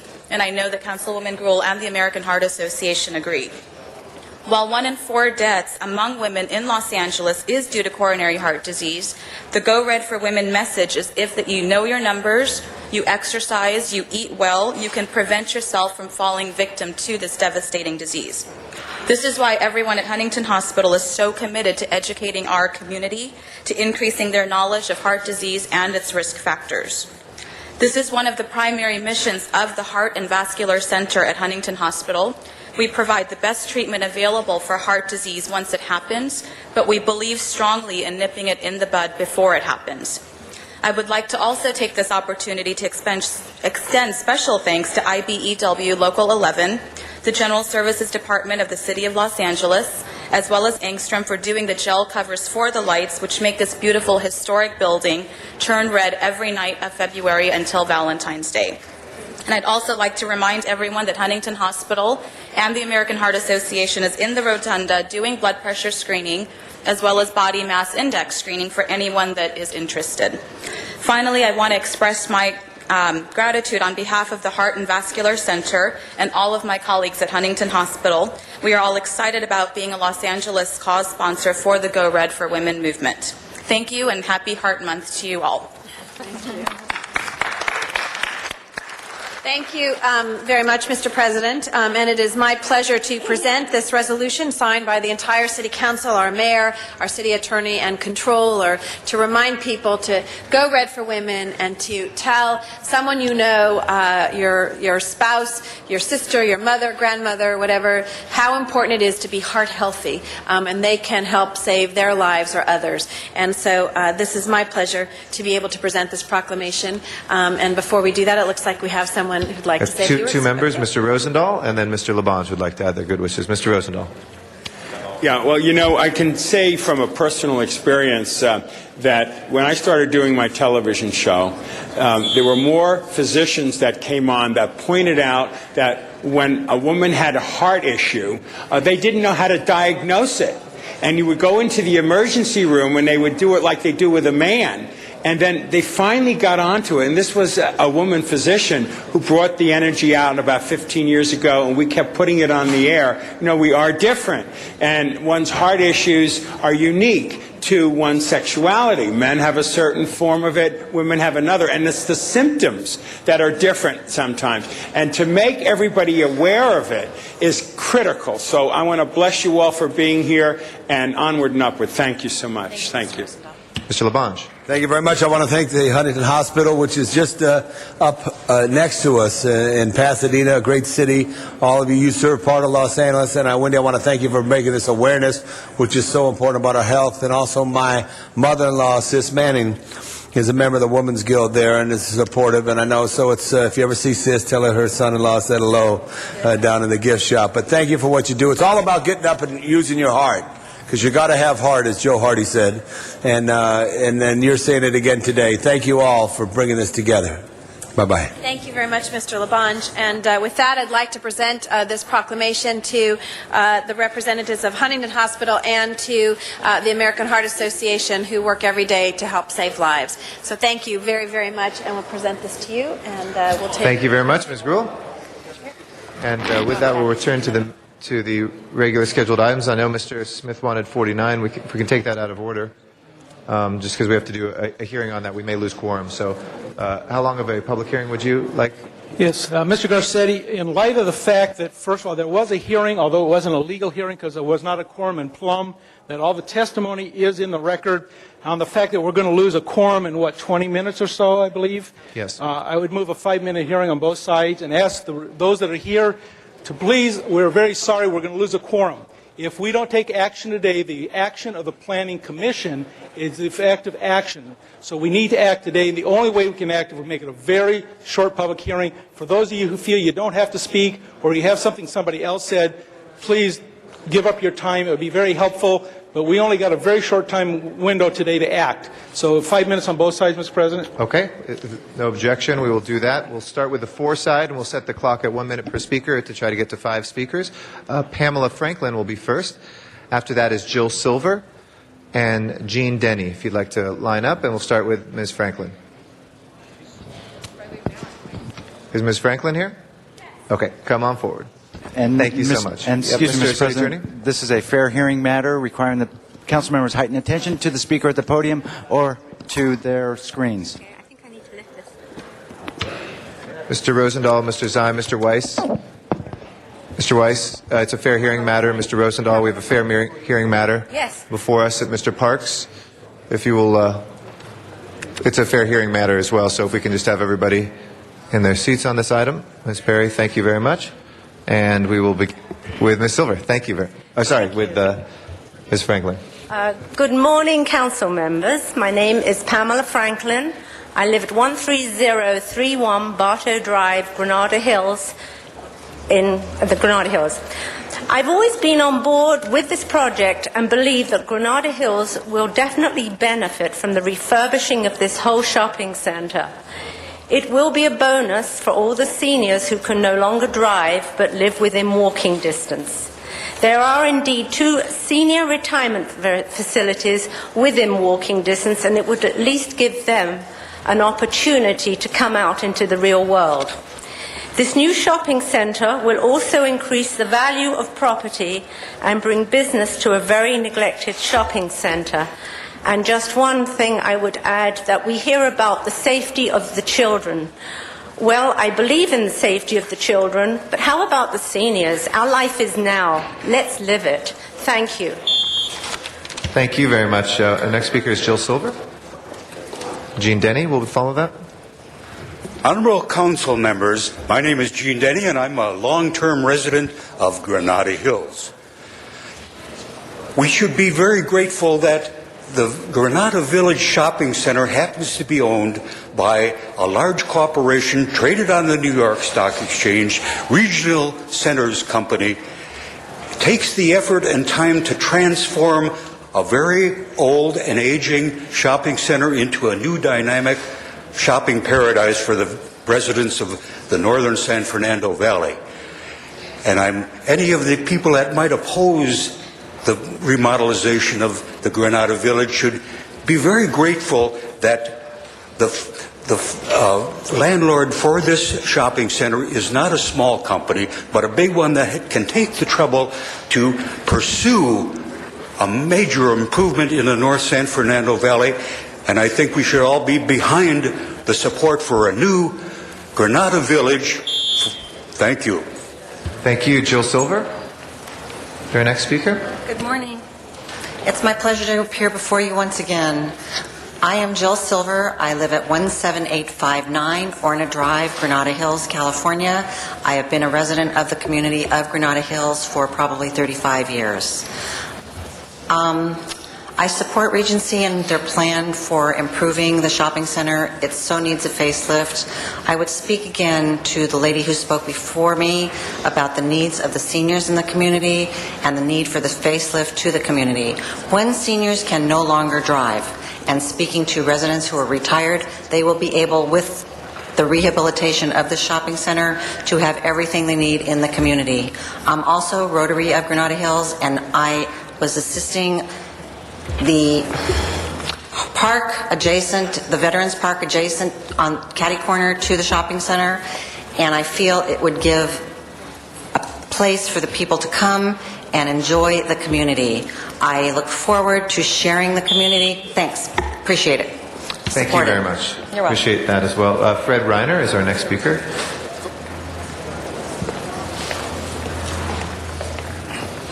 Good morning, honorable council members. My name is Fred Reiner. I live at 12612 Lithuania Drive in Granada Hills since 1974. I won't sound like a busted record, but I am for the Coles development. It does bring a net benefit to the total community. Thank you very much. Thank you, sir. And Ed Spielman will be our fifth speaker. Good morning, ladies and gentlemen. My name is Ed Spielman. I live at 17411 Leahy Street in Granada Hills. I've lived there for 10 years and have been in the area living there for 20. My family did the shopping at the supermarket, which has since closed. Presumably something would have to occupy that space, something. And I could think of nothing better than the proposed Kohl's. Contrary to what some people might think, erroneously, it is not a big box store like a Walmart or a Costco. It is smaller, it is beautifully run. I patronize the other Kohl's, and they're all beautifully run. The improvements would be enormous for the community. Some people might think that it might be a traffic issue. In fact, I think the traffic would be substantially less than a supermarket or any other type of facility like that. There's no impact environmentally or otherwise. I think it's a win all around, and the big issue is it is not going to negatively affect our neighborhood, but positively. Thank you. Thank you. From the against side, Jim Summers will be our first speaker. He'll be followed by Linda Kloss-Romney. Mr. Summers? Good morning. Excuse me, we were told, I'm Jim Summers, we were told that we were going to be giving 10 minutes. I'd like to have our attorney talk for us in place of me, and then... We can't yield time, but why don't you go first? We'll find out what his name is, and we have 5 minutes per side as what's been moved. Okay. What is his name? We'll hold your time right now. His name is Mark Sellers. Okay, we'll make sure that he gets here. Okay, I just want to say that this project is not at all good for our area. We don't mind a building being there. The thing is the size of the project. And also, I believe many facts are wrong on this as far as community support. Almost everybody on the side of it lives very far away. The people who live near it within that first half mile really are almost all against it. It's tremendous, and it even affects me. I live 6 blocks away, about half a mile away, and it will cause a street widening in the future, right in front of my house, to a major boulevard. There's a lot of other reasons. We don't have time. I'd like to present Mark Sellers. Thank you. Sorry, Mr. Sellers, I called on Linda Claus-Romney. We'll have you come right after her. Linda Romney? And then we'll have Mr. Sellers come forward.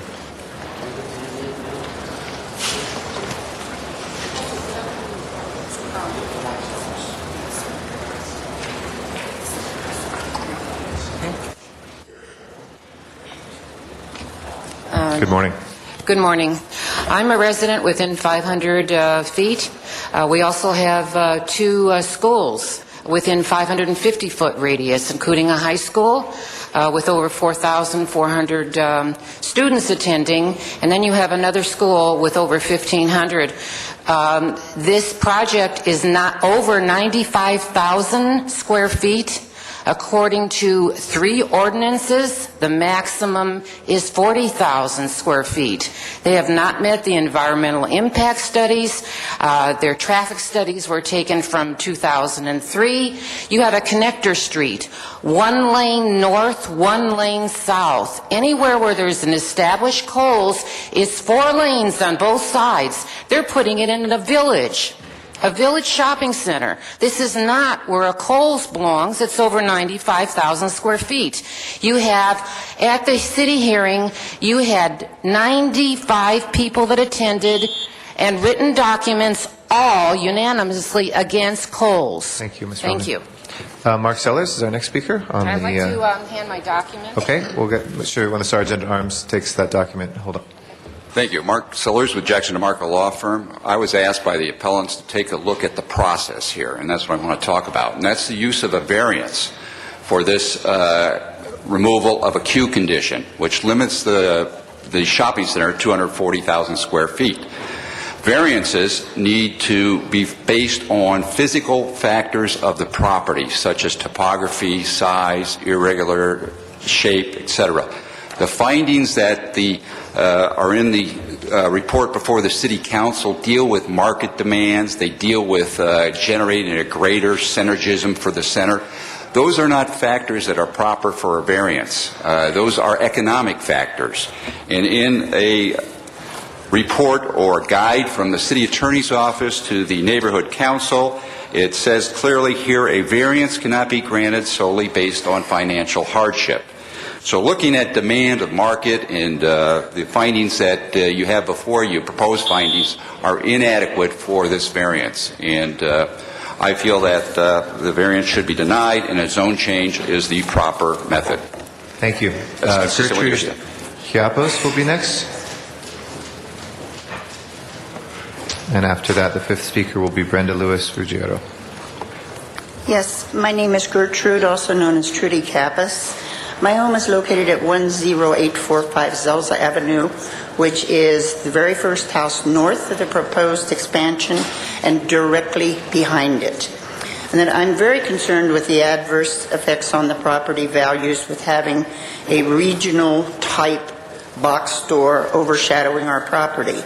In addition to this, and that I did take the liberty of checking with 2 very prominent long-term realtors in our area, and they advised me that just living next door to the shopping center decreases our value by 10%, but having this type of a magnitude store, and that would also further its devaluation. And that one of the main things, though, that I'm very concerned about is the safety issues that will arise, and that Kohl's put a store in an area in Petaluma. The store went into an area which was previously inhabited by a junior high school with no crime. Since that time, the crime rate has increased substantially. Thank you, ma'am. Brenda Lewis Ruggiero.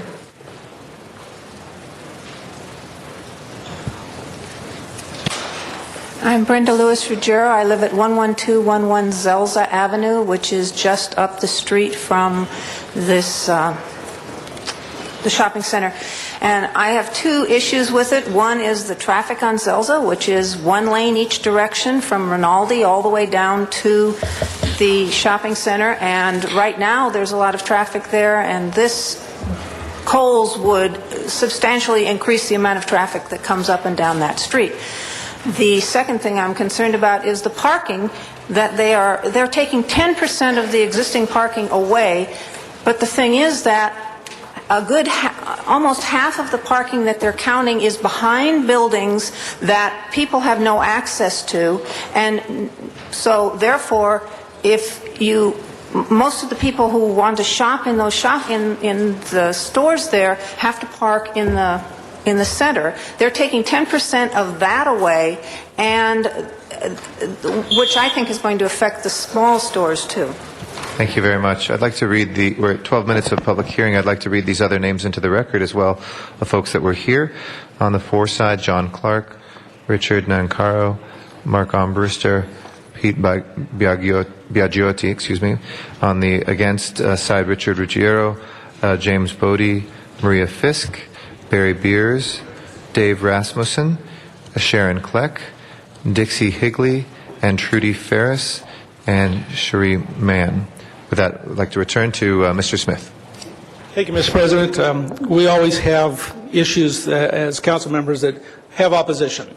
As a 35-year resident of Granada Hills, I know this community very well. I remember when this shopping center opened. It had in it the LAPD Devonshire Division was part of the shopping center. It had in it a Pacific Theater. It had in it, where this very site is, in fact, a 24-hour bowling alley. The original shopping center had much more use than it has today, probably. I also know that the original plan was to put 1.2 million square feet of commercial use there. It was reduced down to 200 and whatever thousand it is today. I have before you one amending motion dealing with the LEED certification issue to mandate it. I ask that you approve the amendment. I ask that you approve the project. I believe this is good for Granada Hills. I have heard very clearly a very even debate. The opponents to it don't want to believe that, but my mail in my office has run pretty much even with opposition, as well as support, my phone calls, emails, etc. I believe, as a 35-year resident of Granada Hills, this is the best project for that facility, that it will upgrade it for the community, that it will make it something we can be very proud of, that it meets all the requirements of the City of LA, and I move the file. Okay. As amended. We have that motion before us. Move the file and deny the appeal. So let's go ahead. If no other speakers from the council wish to be heard, let's open the roll, close the roll, and tabulate the vote. 12 ayes. That is approved. I'd like to go to item number 13. Mr. Reyes, you have a technical amendment on. Thank you, Council President. On 13, I'd like to verbal motion to disapprove plan amendment for ad area and footnote number 12. That's all. Okay. As amended, if that's accepted as a friendly amendment, let's go ahead and open the roll, close the roll, and tabulate the vote. 11 ayes. That is approved as well. And Mr. Huizar had circulated the item 40 changes as well. So we'll go ahead and, there's one other card just for the record that was here as well. On item 49 on the against side was Dorothy Stage as well. I want to make sure that's in the record. If we can, as amended on item 40, please open the roll, close the roll, and tabulate the vote. 11 ayes. That is approved as well. Next item, please. Mr. President, just for the record, for item 13, that has an ordinance and it's carried forward for 1 week until February 15. Okay. Hold on one second. Mr. Weiss is still here. He's been recorded as no. I believe we had 13 votes. So it shouldn't be carried over. Oh, okay. Okay. So should we reopen the roll on that? Let's go ahead and do that just to make it official. Close the roll and tabulate the vote. 12 ayes. That is approved and will not go to a second reading. And if we can take up the next item, please. Next item is item number 50, and there is a card on there as well as an amending motion for 50E. Okay. Let's take the card first. And Sharon Brewer out in the San Fernando Valley will be our first speaker. You guys didn't do public comment. We're going to get to that. Go ahead, please. Okay. Shoot. Item number 50, special event fee waivers. 6 total, 5 with amounts, $94,612. One, I would like to know what the amendment is for E, which should be told before anybody makes comment.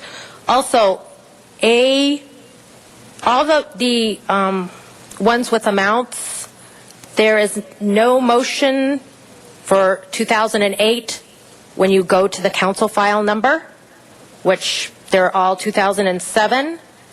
For $77,129 for the 80th Annual Academy Awards, Kodak Theater, 5,000 guests and speakers, street closures, street services, DOT. It's televised. Nowhere does it go and say anything about LAPD involvement, fire department, overtime. $6,167 for annual Prim Carnival. Again, street closures, no mention of LAPD or fire department. Most of these have street closures, which when you have those, you have to have LAPD. On the agenda on Wednesday, there was an event that it just had the BCAM, no dollar amount. That is a Eli Broyd Contemporary Art Museum funded by billionaire philanthropist Eli and Edith Broyd, however you pronounce his name. Why do they need a fee waiver? Again, no dollar amount, open check to the city, and there also is one that has no dollar amount. You need to stop these fee waivers. Thank you. You cut me off before. Miriam Fogler is our next speaker. I'll continue off where Thank you very much, Ms. Brewer. Anyway, why are we helping a billionaire philanthropist with his museum to give him all the an open check? I mean, she's really good at this. She tells you everything on the whole list here. It's all laid out. The people need to go to the website and see lacity.org and look at the agenda, look at the list of these fee waivers, and see what the outrageous spending. You're going to see it on the bills, folks, paying for this stuff. You're paying through it on your Prop S. You're paying for these fee waivers, and they talked about putting a moratorium on it yesterday, but nothing's been done. So I don't know. You're just swimming in water, and you just don't care about taking care of this. What should be done is you should be having the people pay for these services, not the city.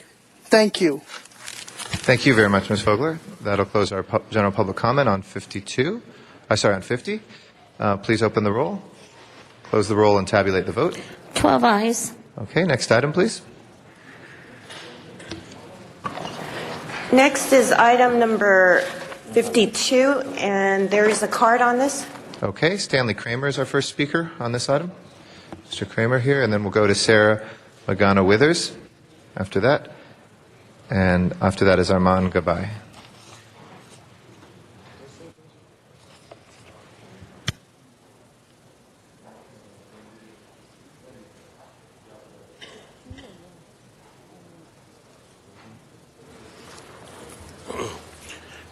Good morning. My name is Stanley Kramer, and I am the owner of the property located at 944 to 1010 East Lawson.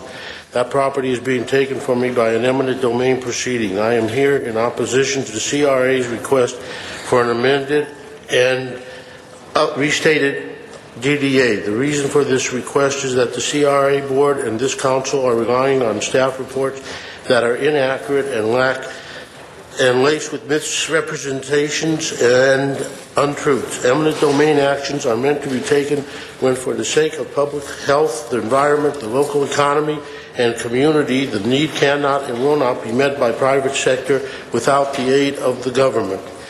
That is simply not the case here. Indeed, my partners and I have argued and fought for the last 8 years for the City of Los Angeles to allow us to do this project with no financial assistance from any government entity.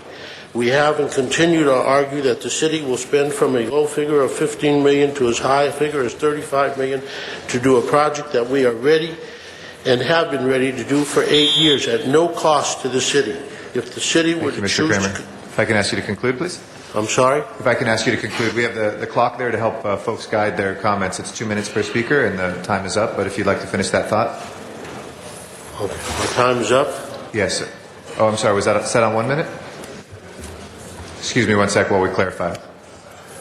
Okay, you have another minute. My apologies. Go ahead. 1 more minute. Excuse me. If the city were to choose to go forward, this project is currently recommended to you. There are presently 5 appeals that are ready to be filed in the appellate courts. If any of those appeals are won, it would result in additional legal battles for the city and could add millions of dollars to the cost of the project.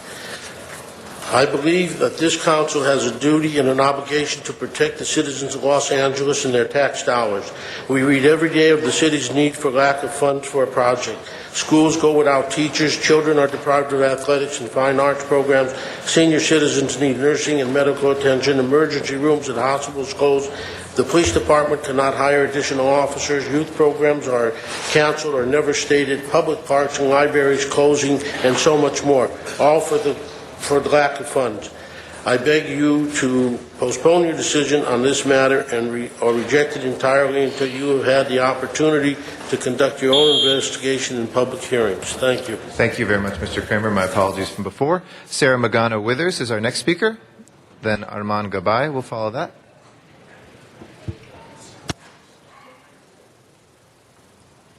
Good morning, President and members of the City Council. I would like to ask if our attorney could speak before I do. Is that possible? He's one of the speaker cards. Dan Wright. Yeah, we have. Could our we have attorney everybody. speak first? Go ahead, please. We do it in the order, but go ahead, and we'll make sure he comes next. Okay? Okay. Well, I was asking for permission if he could speak before I do. Why don't you go ahead, ma'am, and then we'll make sure that he comes. Thank you, sir. Good morning. The reason we're here today, very simple. I'm here. The question, the clock was running, so if we're going to make sure she's credited. Don't worry, Mr. Labange. We always do that. I'll make it short and to the point. Thank you. Don't worry. You have 2 minutes. Take your time. I'm here. I'm with the property owner, and it's very simple. This project here today, we have entitlements for this site to build a similar project that the CRA is proposing with a multi-million-dollar subsidy. And we are here because we, last year, we had our approvals for the similar project with zero subsidy and zero cost to the taxpayers. We are still committed to do this project. We urge you to please reconsider.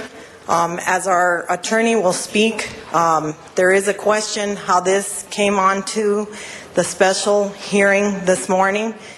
We just want to be heard, please. We believe that this is in the best interest of the entire city of Los Angeles, and we just want an opportunity to show you that you can use that money for something that is more needed when we can produce the same project with zero subsidy that we have already gotten approvals for. Thank you. Thank you very much. With Mr. Gabay's permission, Daniel Wright will be our next speaker, and then we'll come to Mr. Gabay. Good morning. Good morning. Mr. President, first, a point of order. This is called as a public hearing, and I don't seem to see a quorum in the room. There's folks who go to the bathroom. They can hear in the bathroom. There's also folks who can look at the things right on their desk. Thank you. Good morning. Is that the time that I have left? No, we'll credit you. Don't worry. Go ahead. Okay. I just want to make sure. Thank you. Good morning, honorable council members. I am Daniel Wright of the Silverstein Law Firm on behalf of Kramer Meadows and M.I. Gabay. Let the record show that our objections to the approval of this project was filed with the city clerk, and a copy of our submittal has been given to you today. Health and Safety Code Section 33433 absolutely mandates that this city council conduct a public hearing. A public hearing can be conducted only after notice is published in a newspaper 2 weeks before the noticed hearing date. The records at CRA show that the published notice was given for this hearing to occur on Tuesday, February February 5th. A copy of that notice is in your package. Today is not February 5th, so your published notice fails to meet the statutory requirement and you have no jurisdiction to act today. Additionally, the special meeting provisions of the Brown Act allow the call of a special meeting at a time other than a regular meeting to allow the legislative body to urgently deal with a special matter. A special meeting cannot be noticed for immediately after a regular meeting simply as a way to avoid giving 72 hours notice to the public on an item that is controversial. And this item is controversial because it involves a developer with issued entitlements whose project was taken away and given to a politically favored developer, and now at a subsidy of to taxpayers of over $10 million in the middle of a budget crisis. Somehow, this item got not put on the regular agenda, but was noticed as special. And now, at the beginning of this meeting, you called it up to the regular meeting. So all you've accomplished is giving 24 hours notice instead of the required 72, a clear violation of the Brown Act. You do not have power to act today on that ground in addition. Additionally, the inspection of the files of the CRA and the City Council show that you do not have in the Council file a copy of the mitigated negative declaration. CEQA Guideline 15074 mandates that the decision-making body must consider the MND before making the decision. Therefore, you cannot make a finding that you considered the MND today. Our detailed comment letter, which was submitted yesterday, places in the record compelling evidence that the MND is grossly out of date. The traffic study for the item before you is dated 2001, and the MND itself was adopted in April 2003, 5 years ago. We have placed in the record a list of cumulative projects that have not been studied, and also we've pointed out that there's a mitigation measure that is no longer allowed under LA DOT policy. For all of the reasons in the record, we respectfully urge that you have no sound environmental or procedural basis to approve this project. Thank you. Thank you, Mr. Wright. Armand Gabay is our next speaker. Then we'll go to Van Nuys for Miriam Fogler, who will be our last public speaker on this. Good morning. Good morning, honorable council members. Thank you for giving me the opportunity to be here. We've been involved with this property on Slauson Central since the year 2000. We approached LACRA to develop the property. We were told by CRA to sell our property to their developer. We then went in escrow with their developer, and 3 months later, their developer decided not to purchase our property.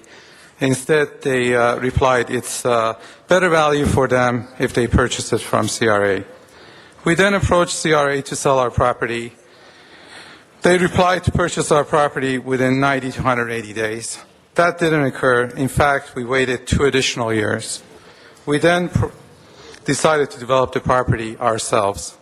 We filed entitlements with LA Planning Department for a similar project, which was approved. The entitlements were fully approved by Planning Department. Then LACRA filed for condemnation in July of 2004.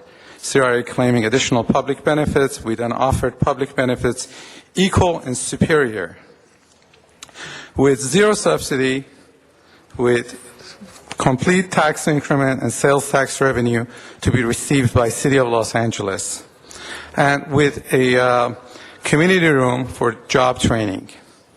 This is an area in dire of needs of services and employment.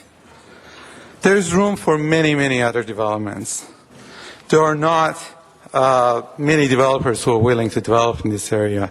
I urge you to use these funds in other areas of this great city. I'm committed to develop this property. We're very capable of doing it, and we would thank you for your consideration. Thank you, Mr. Gabay. Miriam Fogler will be our next speaker out in Van Nuys. This is a loser. The CRA is the one that's been gulping up all the general fund money, and you people complain about being in a 500 or 300 million. This is an example. You people give favoritism to people, and you do the same thing when you pick the commissioners for this agency. You do it for your friends, people who will do things give people sweetheart deals, and this is what you do. You buy their votes. This is how you're doing with the CRA. You're in conflict of interest here with the CRA, with the developers. This is an absolute ripoff to taxpayers. This is going to cost $15.5 million principal interest over 18 years. In the repayment of the city's portion of $6.58 million in Section 108 loans. So actually, this is it's going to cost us well into $35 million, like what the gentleman said. And you need to come here all the time and fight them on the issue here, on the CRA and the fee waivers and how they're taking money away from neighborhood councils. I'm going a little off track right here, but the CRA is the beginning here, and this is the one that's been taking away our property tax increments away. When you build it, when you make the property more valuable, they take that property taxes away from the city, and that's where we're really losing a lot of money, folks. And the Proposition S is not going to make a difference. No matter what they do, they're going to want to take more and more to spend money to give their favoritism developers. We need to repeal all the Prop R, H, and S, and to get rid of the CRA once and for all, and the city's headaches will be gone. I tell you, I guarantee you that, folks. But if your public, of course, doesn't want to read and don't want to read up and keeping tabs on these politicians down here, because that's exactly what they're doing. They're taking this man's property. And you need to come here, sir. Howard Watts was a great man. He used to fight the CRA, and I wish that you would follow suit. Thank you very much, Ms. Fogler. We'll recognize now Ms. Perry.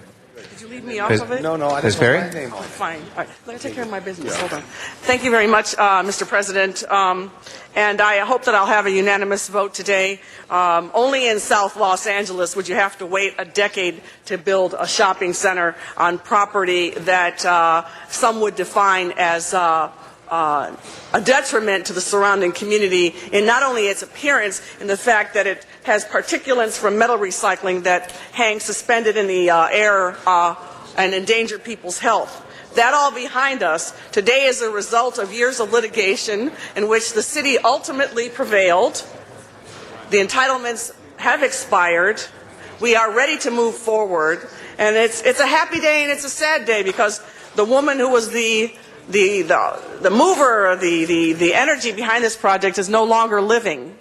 But, I hope that by having an affirmative vote today, that we can celebrate all that she stood for and finally begin to make some headway in a void so great in South Los Angeles, and we can finally bring amenities to the community that they so richly deserve. And I thank people for their absolute patience, to concerned citizens of South Los Angeles, to the redevelopment agency for continuing to believe in the significance and the importance of this project, and in particular Jenny Scanlon, who is here today, to Regency.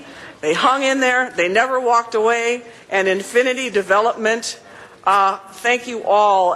It has never been easy for people to understand and to fully comprehend how difficult it is to treat people the same way that people in other parts of the city get treated, by bringing them stores and neighborhood retail and amenities and assembling land, cleaning land, remediating it, assembling it, finding the public money to make sure we have the incentives so the developers will build. So I want to say thank you to the team, all of you, the nonprofit team, the public sector team, the private sector partners. Thank you for hanging in there for the people of South Los Angeles, and I hope that we have a unanimous vote today. Thank you. And I know the City Attorney wants to establish a couple things for the record. Mr. City Attorney. Thank you, Mr. President. At approximately 10 a.m. on Tuesday, February 5th, I announced that this item was to be continued to today's meeting. The special meeting indeed was noticed appropriately, and the special meeting began after 10:15 today. And finally, opposition comments indeed were recorded at today's meeting. Okay. Thank you very much, Mr. City Attorney. Anybody else wishing to be heard on this? Seeing no one else on the speaker queue, please prepare the roll and tabulate the vote. 11 ayes. That is approved.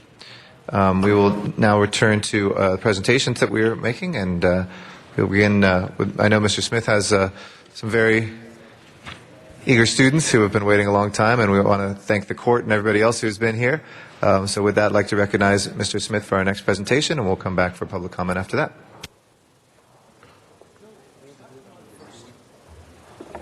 Ed's been here. Thank you, Mr. President, and ladies and gentlemen of the council. I've had the pleasure of having the Birmingham High School football team a number of times. I'm going to talk about them in a minute. But we also had some other Birmingham High School students that really distinguished themselves, and I want to present them today. So Coach King and the cross-country team. Come on up here, Coach. This really is Birmingham High School Day. Not only did our football team win its 4th in 6 years city championship, but also our cross-country team won the city championship. Coach Scott King was chosen by the LA Daily News as Coach of the Year.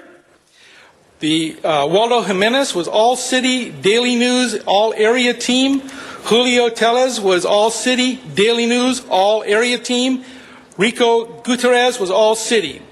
From the Daily News, after years of frustration and some disappointing finishes, the Birmingham of Lake Balboa boys cross-country team delivered when it mattered the most at the city section championships.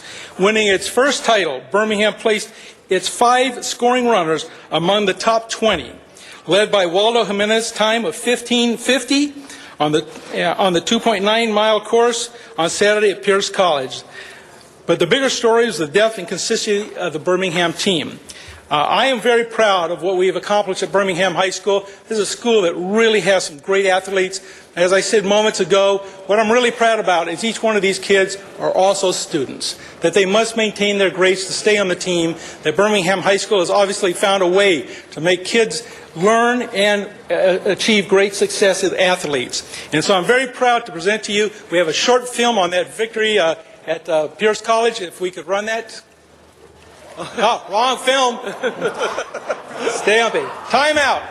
Time out. Illegal use of video. All right. We'll get back to that in a moment. I'm very pleased to introduce to you, for the first time, his first championship, our great coach, Scott King. Coach King. Well, it's a pleasure to be here. We won a lot of championships in track and cross country. In fact, we've won 12, but haven't been able to get one in boys cross country. And this was the first team that was able to win a city championship for Birmingham. These are very fine young men. And we have some things that are similar to the football team. There are some. It's not a coincidence that we won.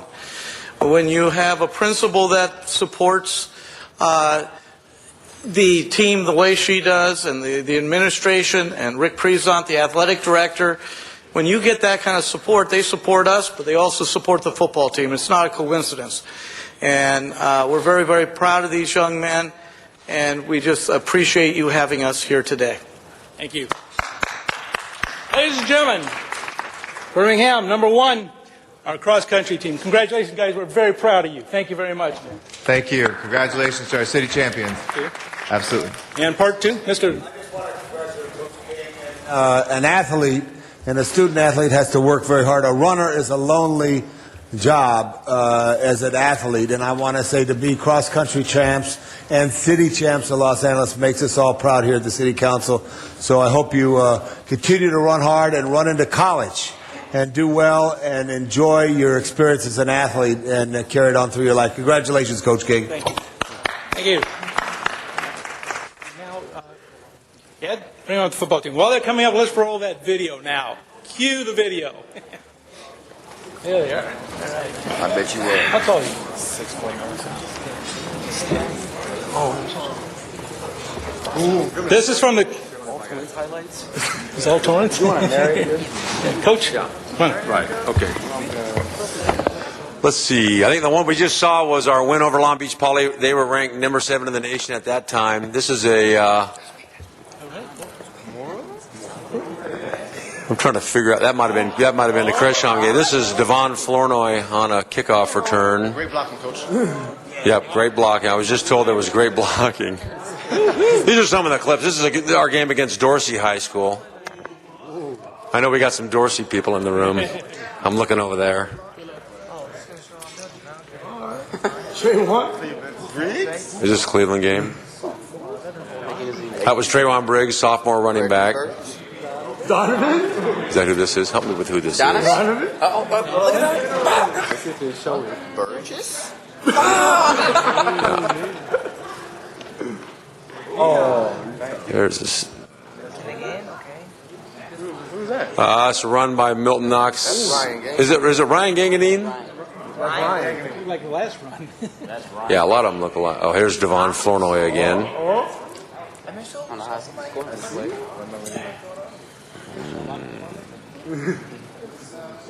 This is a game against Taft. We played Taft twice in 12 days, and the guys, I think they beat them 49-7 once and 50-7. So it was 99-14 in 12 days. What's Matthew? This is Crenshaw in the semifinals. Xavier Johnson on the run.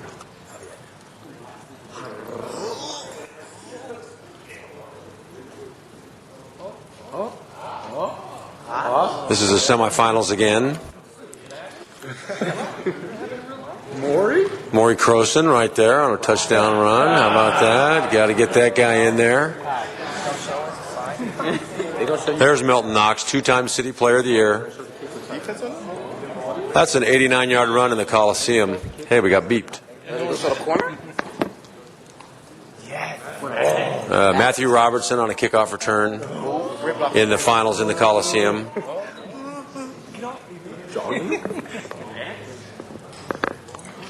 Yep, X to Flournoy. He might score. That's also in the Coliseum in the city championship finals. This is what we missed right there.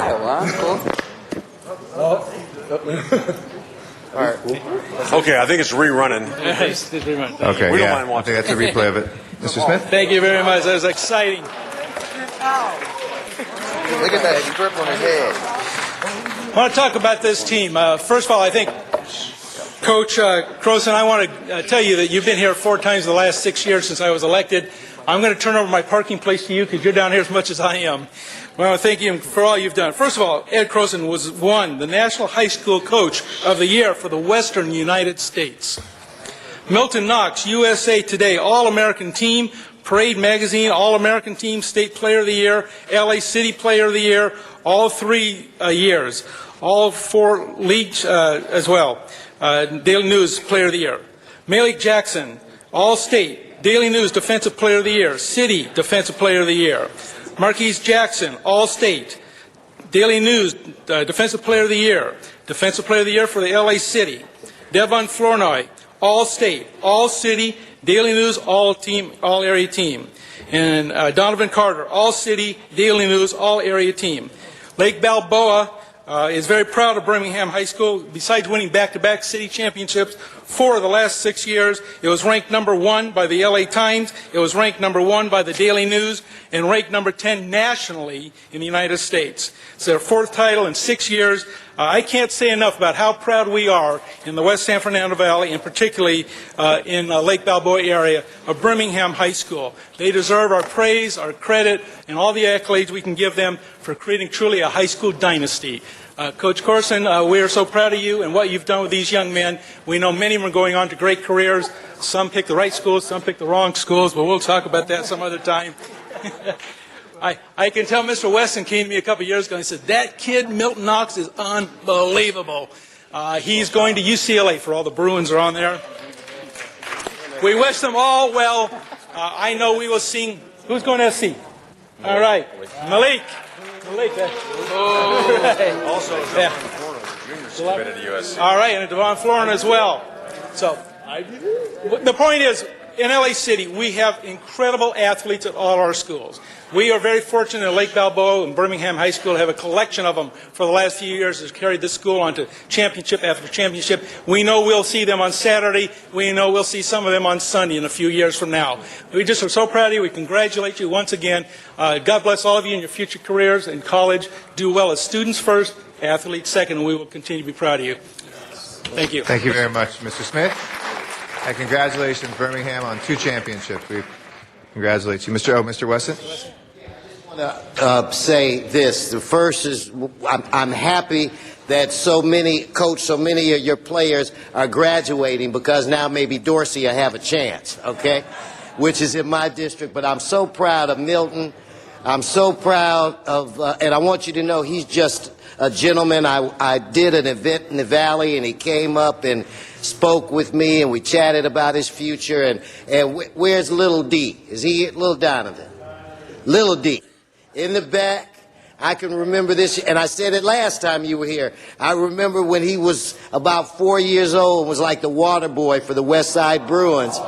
But now But no, now he's nobody's water boy anymore. He's getting ready to go to college, and I'm going to be there to see you. So I'm very proud of you. Congratulations. And, Coach, you are one hell of a coach. Thank you. And very briefly, as we recognize Mr. Reyes as our next speaker, Mr. Labange, Mr. Parks, real quick. Whole administration, there's nothing like high school football and the pride that you give the San Fernando Valley, all in Los Angeles, and to beat Long Beach Poly, which is one of the premier programs in Southern California. I just want to stand and congratulate you. Work hard. It's a great game that you play, but school is something so important. We just want to remind you all, and good luck to you in all your endeavors. Congratulations, Coach. Mr. Parks. Thank you, Mr. President. I'd just like to congratulate you all. You have been here several times, and we're just proud of you. The only concern I have is what you did to Crenshaw. I just don't understand how you can treat a school in the city of LA that way. But we are pleased with you. I really am so proud of what the coach has done and shown that it's just not a one-year wonder. The consistency of the program, the fact that kids are graduating, they're going to four-year colleges, they have the opportunity to really do wonderful things in their life. And for the kids, I just want to tell you that you're experiencing something that only 0.5% of high school students experience, and that's championships. Everybody doesn't get there. You've done it so often you think it may be an every year issue, but just realize that it's something that very few people have an opportunity to do. Cherish it, but also use it to your benefit. And as Mr. Smith said, student and books first, athletics second, and you'll be a success the rest of your life. Thank you. Thank you very much. Mr. Smith? To close, if I may, to introduce you to the Coach of the Year for Western United States, Ed Croson. Ed. Thanks a lot for having us down here and honoring these guys and the effort they put into it. But at our school, like Coach King said, it's from the top all the way down. Ms. Coates, Ms. Zamora, Mr. Prezant, Mr. Ramirez, just the support that we get at school. But really, it's the work of our coaches and the work of these kids, the long hours that they put in. We represent the city of Los Angeles. We did it this year on a national level. We beat Long Beach Poly, like I said, when they were number 7 in the nation. We beat Notre Dame High School, a private school that pretty much has everything. We beat them on national TV, and it's an honor to be able to represent the city of Los Angeles. But this is a fine group of young men. 8 of our seniors are going to college on scholarship, and which is really a tremendous thing for one single high school. So we feel very blessed to be here again, and we hope to be blessed enough to see you in the future more, too. Thank you. Thank you all very much, and congratulations. And with that, we have a very beautiful and patient court that has been here all morning. I'd like to recognize a great council member from the 1st District, Mr. Ed Reyes, for our next presentation. If we could ask the gentleman from Birmingham to step aside for just a second so we can have the podium once you come on through.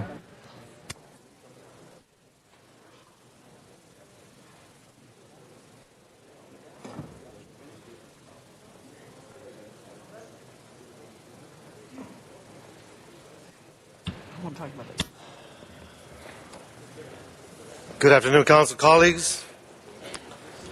First, I want to apologize to the Chinatown Queen and her court, the Chamber of Commerce, my other guests, the ARP, and to Patty Tubert, who is also waiting, an incredible city employee. You know, colleagues, I say this from the bottom of my heart, but without disrespect. But when we choose not to come to committee, this is what happens. We do business here on a Friday when it should be honoring those communities and guests that we put forth because of the sacrifices they make. A huge sacrifice made this morning to wait. It's now 12 o'clock. Half of the items today could have been taken care of in committee, but some of us choose not to go for whatever reason. So it's not just your time, it's the time of the council, it's the time of the council president, it's the time of the community, so that we can stay focused for the structure we have here today. So I beg of you, please, let's reconsider. We're all guilty of it. I know I'm guilty of it. But the fact is, committee work is important so we can facilitate these meetings. Thank you, Mr. Reyes. And I just would reinforce that, folks. Some of the reason we had public hearing today for items in Plum and other things is because we haven't been able to get a quorum, and we have to have those public hearings here instead. So please, the importance of that I can't underscore enough, and we really do appreciate our guests' patience this morning. And with that, we'll return to Mr. Reyes. Thank you so much, Council President. Members of the council, let me be first to wish all of you a very happy Chinese New Year. Gung Hei Fat Choi, Sen Yi Fai Lak. I think I pronounced it right after 6 years of practicing. But the Lunar New Year, 4706, began yesterday. That's 4,706. For those of you unaware, this 4,706 is the year of the rat. Now, some of you will find on your desk the calendar of what each symbol reflects in terms of character and personality. Legend has it that in ancient times, Buddha asked all the animals to meet him on Chinese New Year. 12 came, and Buddha named a year after each one. He announced that the people born in each animal's year would have some of that animal's personality. If you were born in the year of the rat, you tend to be leaders, pioneers, and conquerors. You may also be charming, passionate, charismatic, practical, and hardworking. William Shakespeare, Mozart, yes, even Gwyneth Paltrow, Samuel Jackson were all born in the year of the rat. We should throw in some presidents and some scientists, but sorry, guys. Members, each year I have the honor of celebrating the Chinese New Year with my constituents and residents from throughout the city. So we hear firecrackers in the next few days, particularly in and around Chinatown. That is why. By the way, firecrackers, for those of you who may not know, are part of the tradition of the Chinese culture, which are meant to keep away the evil spirits. So the fire department, I know, bear with us. Sponsored by the Chinese Chamber of Commerce, each year the Miss Chinatown contest draws some of the brightest women from throughout the region to see who will have the honor to represent Chinatown at numerous events in the community. Behind me today, we have women who not only have big dreams, but are well on their way to achieving them. We have aspiring doctors, lawyers, and entrepreneurs. We have women who have graduated from some of the finest universities, including University of Berkeley, University of California at Irvine, Cal State University at Fullerton. But before we introduce you to the Queen and her court, I want to introduce Michael Jin, Parade Chairperson of the Chinese Chamber of Commerce. So Jin, please come to the microphone and share a few words. Okay, thank you. Gung Hei Fat Choi. As Councilman Reyes said, yesterday kicked off the Chinese New Year celebration, and today I'm proud to be here to represent the Chinese Chamber of Commerce as the parade chairperson for the 109th Annual Golden Dragon Parade. First off, I'd like to thank Councilman Reyes and Council District 1, as well as the rest of the City Council, City Hall, and the rest of the city departments for all their support in making this the largest Asian celebration in Southern California, with over 100,000 people that visit the streets of Chinatown, supporting all the local businesses and community. Tomorrow, we welcome everyone to Chinatown to celebrate the parade on Saturday, February 9th at 2 p.m. This year, we have the honor of having Mickey Mouse as our Grand Marshal. And over 250 units will be in the parade, including floats, bands, and cultural groups. The parade will start on Hill Street and then come back down on Broadway. We also will have a festival being held at the corner lot on Cesar Chavez and Broadway, and that will be on Saturday from 10 to 8 and Sunday from 10 to 6. If you'd like some more information, visit our website, www.goldendragonparade.com. We hope to see everyone out there and help us celebrate the new Chinese New Year's. What I'd like to do now is introduce our Goodwill Ambassador, Miss Chinatown, and her court.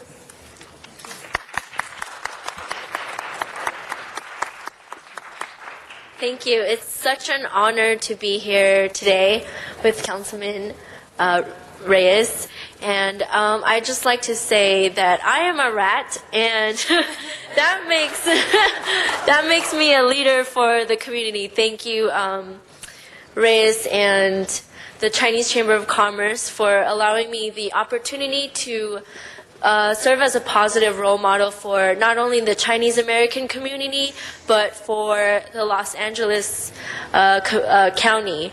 And never before have I seen so many people come up to me and say Happy Chinese New Year. And I think it's a great example of how diverse the Los Angeles County is, and I am so proud to be a part of that. Thank you.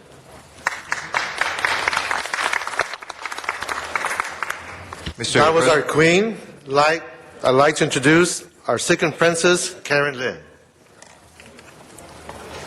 Thank you. Hello, ladies and gentlemen. My name is Karen Lin, and I grew up in Los Angeles. So it's an honor to be here at the Los Angeles City Hall. And I would like to thank the City of Los Angeles and all the council members for their hard work. I appreciate it, and I'm pretty sure truly your constituents appreciate it too. Thank you. Thank you. Next, we'll have Jacqueline Sang. Good afternoon, councilmen, councilwomen. I'm Jacqueline Sang, and I am the third princess, and I reside in the beautiful city of Hermosa Beach. And Go ahead. and if I could put a word out there that if there was more parking for residents versus metered parking, that would be great. Thank you. A true advocate. Next, our fourth princess, Miss Photogenic, Jody Chan. Hello, everyone. My name is Jody Chan. I would like to thank all of you for being here. It is an honor to be here today. I just want to wish you all, on behalf of the Miss Los Angeles Chinatown Court, a very happy Chinese New Year. We hope you all can come celebrate with us tomorrow at the 109th Annual Dragon Parade. Thank you. Thank you very much. And I'd like to present to Mr. Jin the certificate to the Chamber of Commerce for all the great work, for everything you do, and making sure that we all can appreciate the great diversity of our great city. Thank you, Mr. Jin. Thank you so much. And we'd like to call Mr. Rosendahl to say a word as well to the court and about this year. It is the year of the rat. My brother, Tom, is a rat. My colleague, Greg Smith, on my left, is a rat. And let me say this about the rats, because people in America have a misperception of what a rat is. The rat was welcomed in ancient times as a protector and bringer of material prosperity. The rat year is a year of plenty, bringing opportunities and good prospects, and we need that right now. Business will be on the upswing, fortunes can be made, and it will be an easy time to accumulate wealth. Being the first sign in the Chinese zodiac, rats are leaders, pioneers, and conquerors. They are charming, passionate, charismatic, practical, and hardworking. They are energetic and versatile, and can usually find their way around obstacles and adapt to various environments easy. According to tradition, rats often carry heavy karma and often have to work very long and hard for everything they may earn in life. And besides Greg Smith and my brother Tom, Marlon Brando is a rat, Al Gore is a rat, Queen Elizabeth is a rat, Shakespeare is a rat, and we can go on and on and on. So God bless the year of the rat. Happy New Year. Thank you, Councilmember. Thank you very much, and just to add my praise as well. I want to thank you, Mr. Reyes, for being such a great representative in Chinatown. It's always great to see the court here every year, and the chamber, and everybody who makes this enjoyable. I'm a pig, so it's the end of my year, but I welcome the rats, and I'm sure you'll have a great year. Some say boar. Right, the year of the boar. Well, that could be taken a bad way, too. Either way, I'm a pig, a boar, or a hog. So am I. Good, all right. Okay. And good company. Thank you, Mr. Reyes. Thank you so much. And we will be taking pictures. Okay.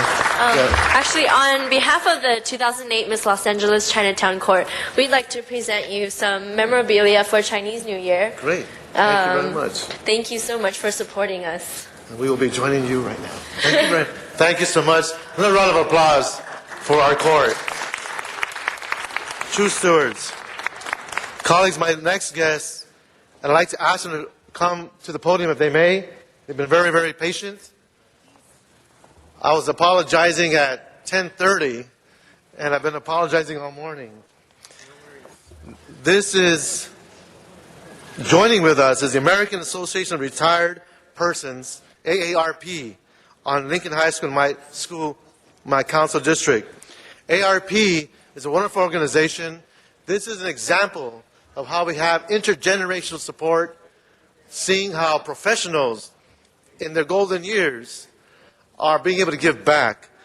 In this case, the AARP is honoring the legacy of Ethel Percy Andrus with a $100,000 grant to Lincoln High School for the Ethel Percy Andrus Performing Arts Center, which is being dedicated tonight. It's so special. When we talked about the blowouts, when back in the late 60s, the Latino community, the Chicano activists got together, this is where the blowouts occurred. At that time, we had 49% dropout rates, and it breaks my heart to tell you that not much has changed. We still have a very, very high dropout rate.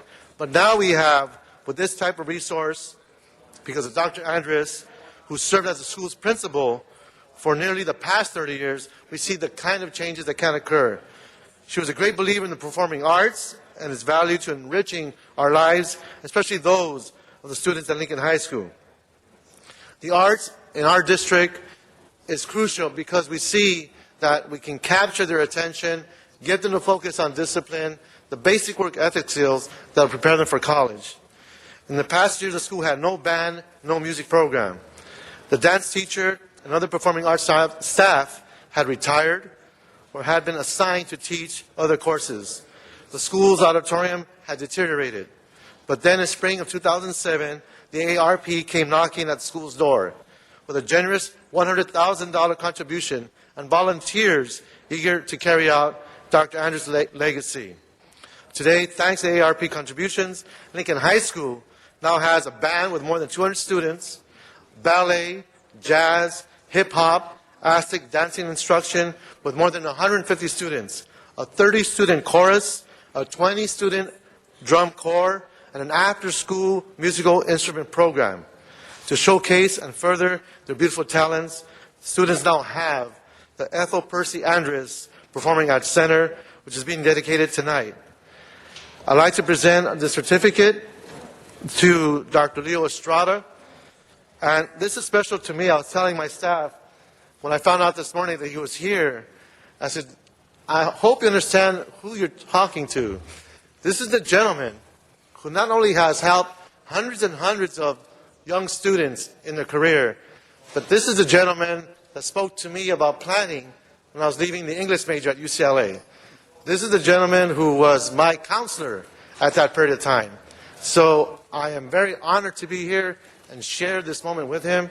And I want to thank you because you amaze me. AARP and all the other organizations you're involved with, plus all the good things you're doing, Dr. Estrada, it's with great pride that we give this to you on behalf of the city. It's signed by all the elected officials. Our heartfelt thanks to you and all our guests. And please share a few words and introduce the guests. And just before that, if I can call on Mr. Rosendahl, just before we hear from our honorees. You know, I'm 62 years old, and when I turned 50, I joined AARP for the 10-year thing, and now I'm in my second 10 years with it, and hopefully a third 10 years and the fourth 10 years, all the way, I hope to make it to 90. I used to interview the head of AARP on my television show. Frankly, we don't do enough for seniors, and we need to do more for seniors. And AARP has such power because so many of us are part of it. The whole baby boomer group now is part of it. So as we go forward in our lives, and I get grayer or more bald, I look forward to AARP and its long-term relationship with me. Congratulations on your 50th anniversary. Thank you. Thank you very much, President Garcetti and members of the Council. First of all, I'm glad and honored to accept this proclamation on behalf of AARP, our CEO, Bill Novelli, our Board of Directors, which comes from all over the country, and also on behalf of the 3.3 million members we have, AARP members here in California, and 39 million members all throughout the United States. We have a special history with Los Angeles, and that's because of our founder, Ethel Percy Andrus, who was the first principal of a school in California here at Lincoln High School. She was there for 3 decades, and in that time, she established herself as an educator. Later, she began to look for opportunities to bring together collectively the benefits that were needed by persons who were retired, and she began the organization, first the National Retired Teachers Association, and in 1958 she founded AARP. So the legacy for AARP begins right here in Los Angeles and East Los Angeles, and that's why we're here to start embarking upon our 50th anniversary, and this is our first event tonight on a series of events we'll hold across the country, but this one is special to us because it's really where we began. Secondly, I'd like to introduce some staff that we have here from California. They're from our Sacramento office, Tom Porter, here from our Pasadena office, Sam Thomas, and also very helpful to us in everything we do with volunteer work in Southern California, David Damian Figueroa. These are part of our people who come together and work with us in order to make things better for older adults, and certainly anything we can do to make older people live out their lives with respect and dignity is something that we are very much for. So I thank you once again for this honor, and we look forward to working here in the city of Los Angeles. We've done events here before, concerts, forums, conferences, and we know that we're going to continue to do this in the future. So we look forward to our continued relationship with the city of Los Angeles. Thank you once again, Councilman Reyes, particularly receiving this from you. Thank you very much, and congratulations on behalf of the entire city. With that, we'd like to recognize Mr. Labange. After that, we'll be hearing from the public in a public comment capacity. And we thank them for their patience on what was a tight day today. But we'll be returning to that shortly, and Mr. Labange is our next presenter.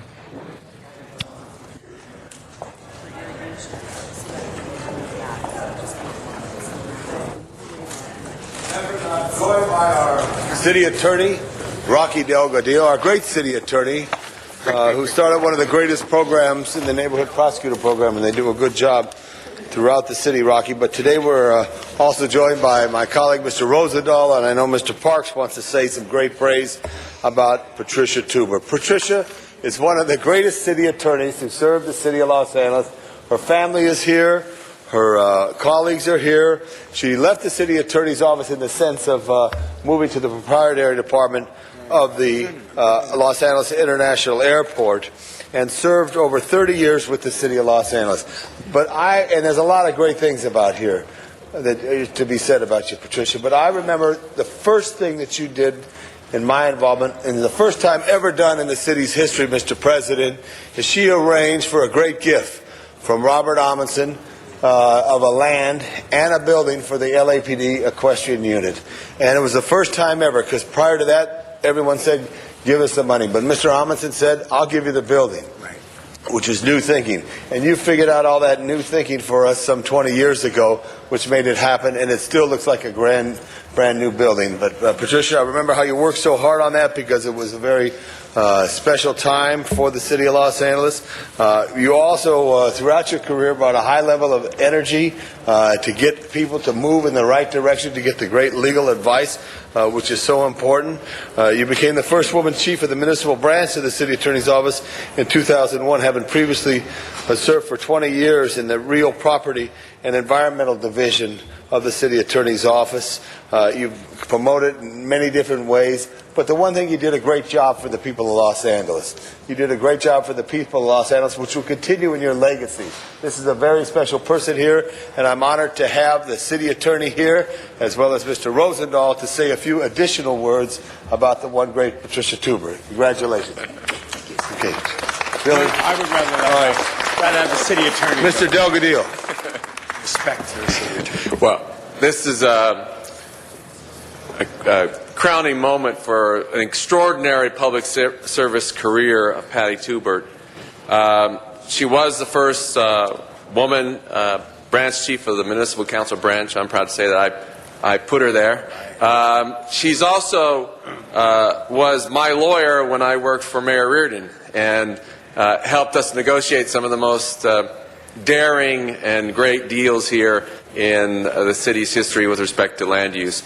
Certainly, Staples Center would not have happened but for Patty Tubert. That's right. And she is an extraordinary lawyer, extraordinary public servant, and I believe will have marked her time in the city as a great leader for all of us. And it's just a a proud moment for me to celebrate her career and all that she's done for us. And she really does love the city. That I know. And that's an extraordinary thing for all of us to appreciate.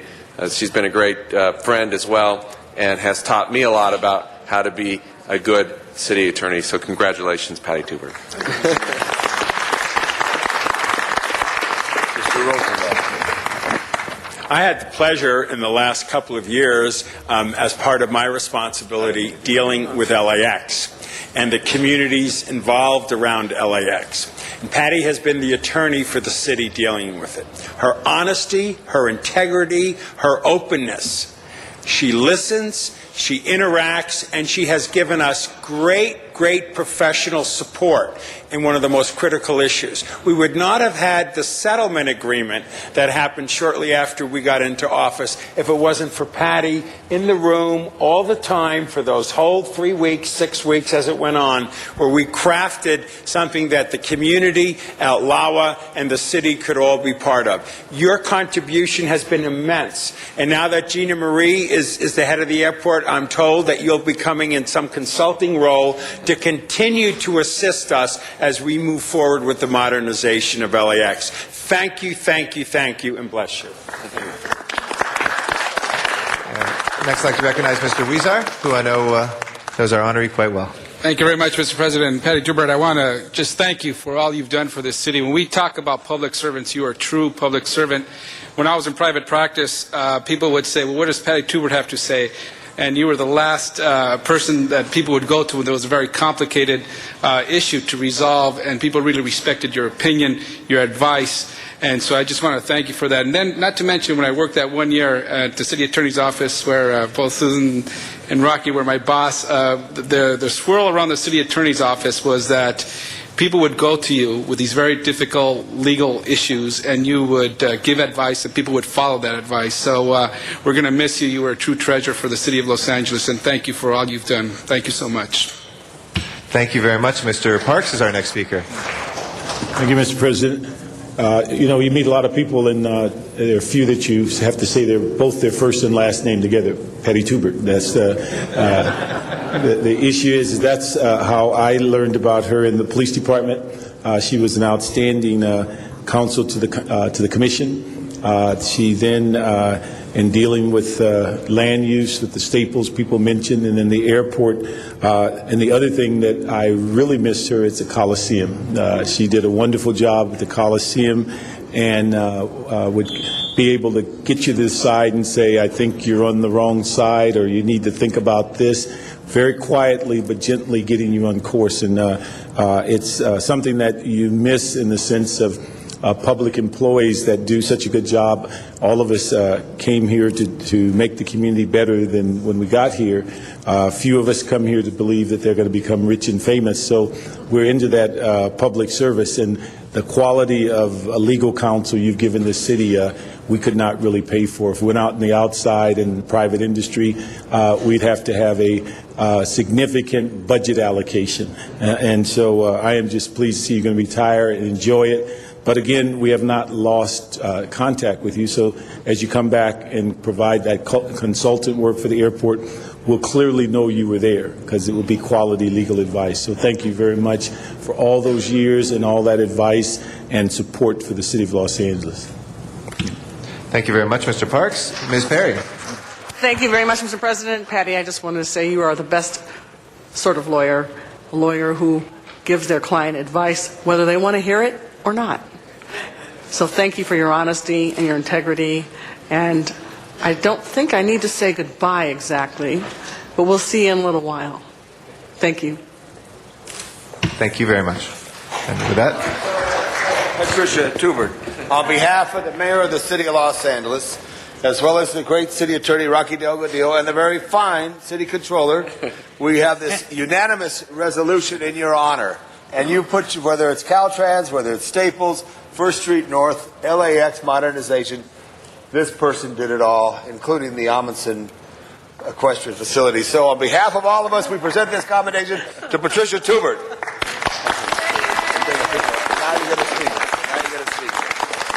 Now I'm not sure I can speak.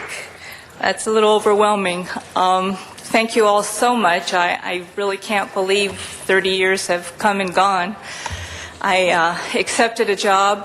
Bert Pines offered me a job, asked for a 3-year commitment. I took a deep gulp and thought, how can I be anywhere for 3 whole years? And here we are, more than 30 years later. It was a very difficult decision to leave the city family, made only bearable by the fact that I'm not going to be completely gone. I will continue in any capacity I can help you. I love the city and I love the people I've worked with, and I've been honored and privileged to work with each and every one of you. There's so many elected officials and commissioners and city staff and general managers and city attorneys that have become more than colleagues, they've become friends, and that is just the most invaluable of all. Thank you so much.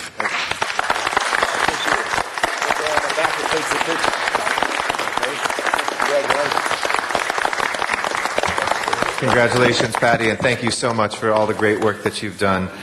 I'd like to, with that, go out to the San Fernando Valley and hear on public comment from Miriam Fogler, and then we'll hear from Arnold Sachs here. Thank you for your patience this morning. Well, I'm not patient because I don't have food, water. I don't have the same privileges you guys have down there around the horseshoe. You guys set the tone here. You set the whole gamut. You said 20 minutes, and you ran it over, how much time? 55 minutes over for more presentations? I think this is uncalled for the public here. And it's really discriminatory and very uncalled for, and it's appalling that we have to sit here and be hostage. And this is part of the reason why we shouldn't pass Prop S, is you have no respect for the public. And I'm giving up my feet to stand up here, and it's hard for me to come down here and spend my time to taking care of what you need to be doing in city business first before presentations. That comes first. That's priority number one. And we just lost a fallen SWAT LAPD officer, and you have no feeling whatsoever of condolences or nothing. You'd rather do these presentations and be happy and gallon just as though nothing happened in our city here. You don't even take a minute to even think about the poor officer that was slain. We'll give you your time back, but there were 4 or 5 of us that were on scene with the families of both the slain officer and the injured officer. I can't tell you how deeply not only we have spent time with that and care about them, we will be having a memorial service for them and have been working on them. Some of us knew them personally, so I just wanted to take a little bit of umbrage with what you stated there. We respect every man and woman that puts their lives on the line for us in the Los Angeles Police Department. We respect your right to give your opinions, but I did want to correct that because you gave your opinion about our feelings of these folks, and many of us spent the night up. Mr. Zine was out there from midnight on the scene, and he has spent a lot of time, and we were all out there in the valley and in the hospital with the families. So please continue. Well, I had 43 seconds here, 45 seconds. I told you we'd give you your time. Don't worry. Okay. What I'm saying is that these officers put their lives on the line. The fire department does the same, and so does the people working, picking up the trash. You never know what's in the trash. You never know what's in the sewers. And go up on the telephone poles. People get electrocuted to death. And here you threaten them. And you just make them blind to the fact that Prop S is going to save their jobs, and here, these officers give their lives to help us and protect us, to serve the city, and it's just not right the way your policy is going on down here. Thank you, Ms. It's just Fogler. irresponsible. That will take us to Arnold Sachs, our next speaker here in Council Chambers.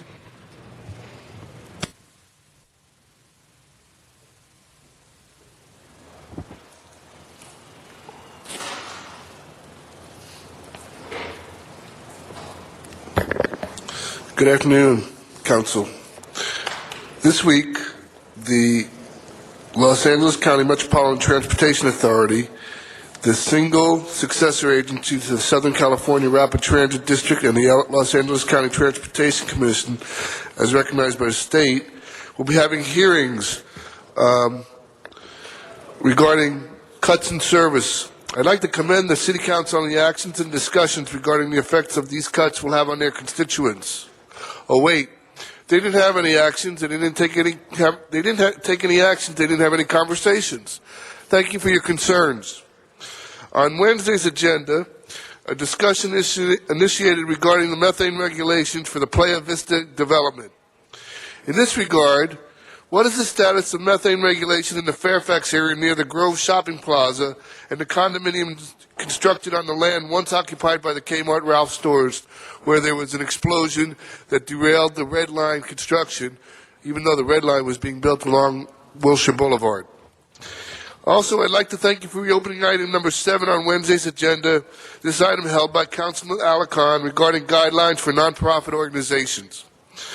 How about the guidelines the City Council already has that allowed the Local Government Commission and the Healthy Eating Active Communities, both nonprofits, to get $136,000 from Caltrans and LADOT? For what? How about the guidelines for the Estrada Courts Group, the Residence Management Group, and the Grande Vista Associates that were all implicated in a housing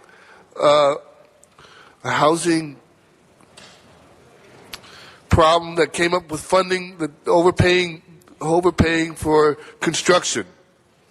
Let's not forget the recent guidelines that used by the more ethically charged council in this fiasco legislation regarding bids on bids. I'd like to know what the county city's attorney feelings about that is. Thank you for your time. Thank you. We'll go back out to Van Nuys for Sharon Brewer, and then Bruce Darian. Thank you for your patience. Sharon Brewer. City Council business, 45 minutes presentations, 4 minutes business, 15 minutes presentation, 21 minutes business, 40 minutes presentation. That's 100 minutes presentation, 25 minutes plus for city business. Mr. Smith's CD12 at approximately 9:45 a.m. today on Recreation and Parks property, Louise and Victory, there were approximately 10 independent dirt hauler trucks waiting to leave. By the time I turned around and went back to Victory and Louise, I could see the last of the trucks headed west on Victory Boulevard. None were left on Recreation and Parks property. On February 2nd, last Saturday at 8 a.m., there were approximately 16 dirt haulers parked on each side of Woodley and also parked in the dirt in the middle. I did notify Linda Leviton on February 6th, Wednesday, about the February 2nd problem. I had pictures. At Louise and Victory, someone has also dumped broken cement and dirt. Large boulders are at Louise and Victory on the Rec and Parks property, and they should be moved to block the entrance.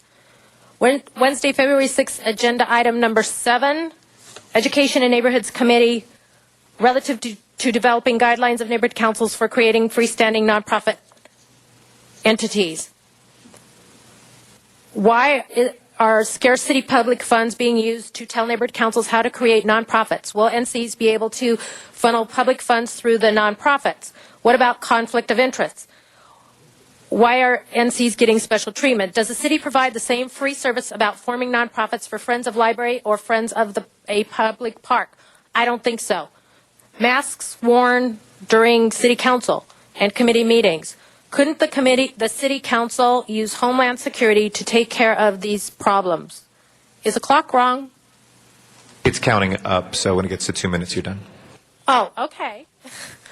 Anyway, yes, I have a problem when the people that come to speak here are having to wait. And when we don't have any food here, the water tastes terrible. But you're basically disrespecting our time. Thank you. Thank you. As a courtesy, we changed policy to try to do public comment at the outset as frequently as possible. Occasionally, when we're going to lose a quorum, we make sure, because of our statutory requirements, to take those. We apologize, and thank you for your patience out there. And also, we try to make sure that the people who are waiting here, which is also involved with the people's business, that's the honored guests and others, have a chance to be honored and to be heard as well. So we appreciate those who are there frequently, with your understanding for folks who are coming here for the first time. Bruce Darian is our next speaker. Good afternoon, Council President Garcetti and the City Council. Excuse me, I have a hoarse voice. I'm a bit sick right now. But we've been waiting a couple hours. First off, I'd like to offer my condolences to the family of the fallen officer. and the injured officer from yesterday's or the night before's shootings. A couple years ago, when I started speaking here, I had offered what I thought was a good idea, that the people be given notice how many presentations will be presented on Fridays. It'll allow people to gauge their time and figure out how long it's going to be before they'll be coming up. We still are at a point where there's uncertainty with the clerk's office as to how many presentations on a given Friday will be made. And I think something as simple as that should be readily available at all times. Secondly, I believe that the camera angles that are given to the people, the presentations and that of the council members are different than those of us that are speaking here in Van Nuys, and I see it as a problem. I think anybody that comes down here to speak before the city council should be given the same respect in the way they're presented to the council and to the public. And I also see it a problem that we have 200 seats here, and consistently we have no more than 2 or 3, or today we have Ms. Brewer and Ms. Fogler here and myself. There's 3 of us. Why a city of some 3 million people are not coming here? And is that the fault of the city or the people themselves? We should find a way to reach out to the city, make it available. I myself have a business. I'm afforded being able to leave my business, but nonetheless I have to get back to where I'm working. People are relying on me. But we have to reach out to the people and see where we can get more people's views and input into the city to make this a greater city. And clearly, council meeting after council meeting, there is not the input that there should be with this many people in the city. I thank you for your time. Thank you. And we will try to announce how many presentations. It's usually 8 on Fridays, no more than 8 with special occasions. But when it is less, we'll let folks know. Yvonne Michelle Autry is our next speaker.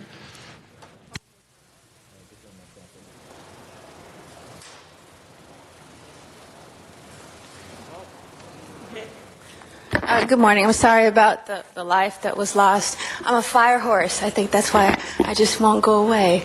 I'd like to continue to remind you to please maintain a fair and equitable ratio between, again, the market rate units and then low-income housing units. This is very important. Hopefully, if I keep it on the record, you will do that. I'd also like to bring to your attention the $2 million since 2005 that has not been transferred to the community. This is Ms. Perry's and I believe Mr. Huissar's district, because this is Gladys Park. For the last 20 years, there have been no monies used in the development and upgrade and the overall improvement of that area. If there is to be no child left behind, is that every child but the poor, underprivileged, largely children of color downtown? Again, that's really hypocritical.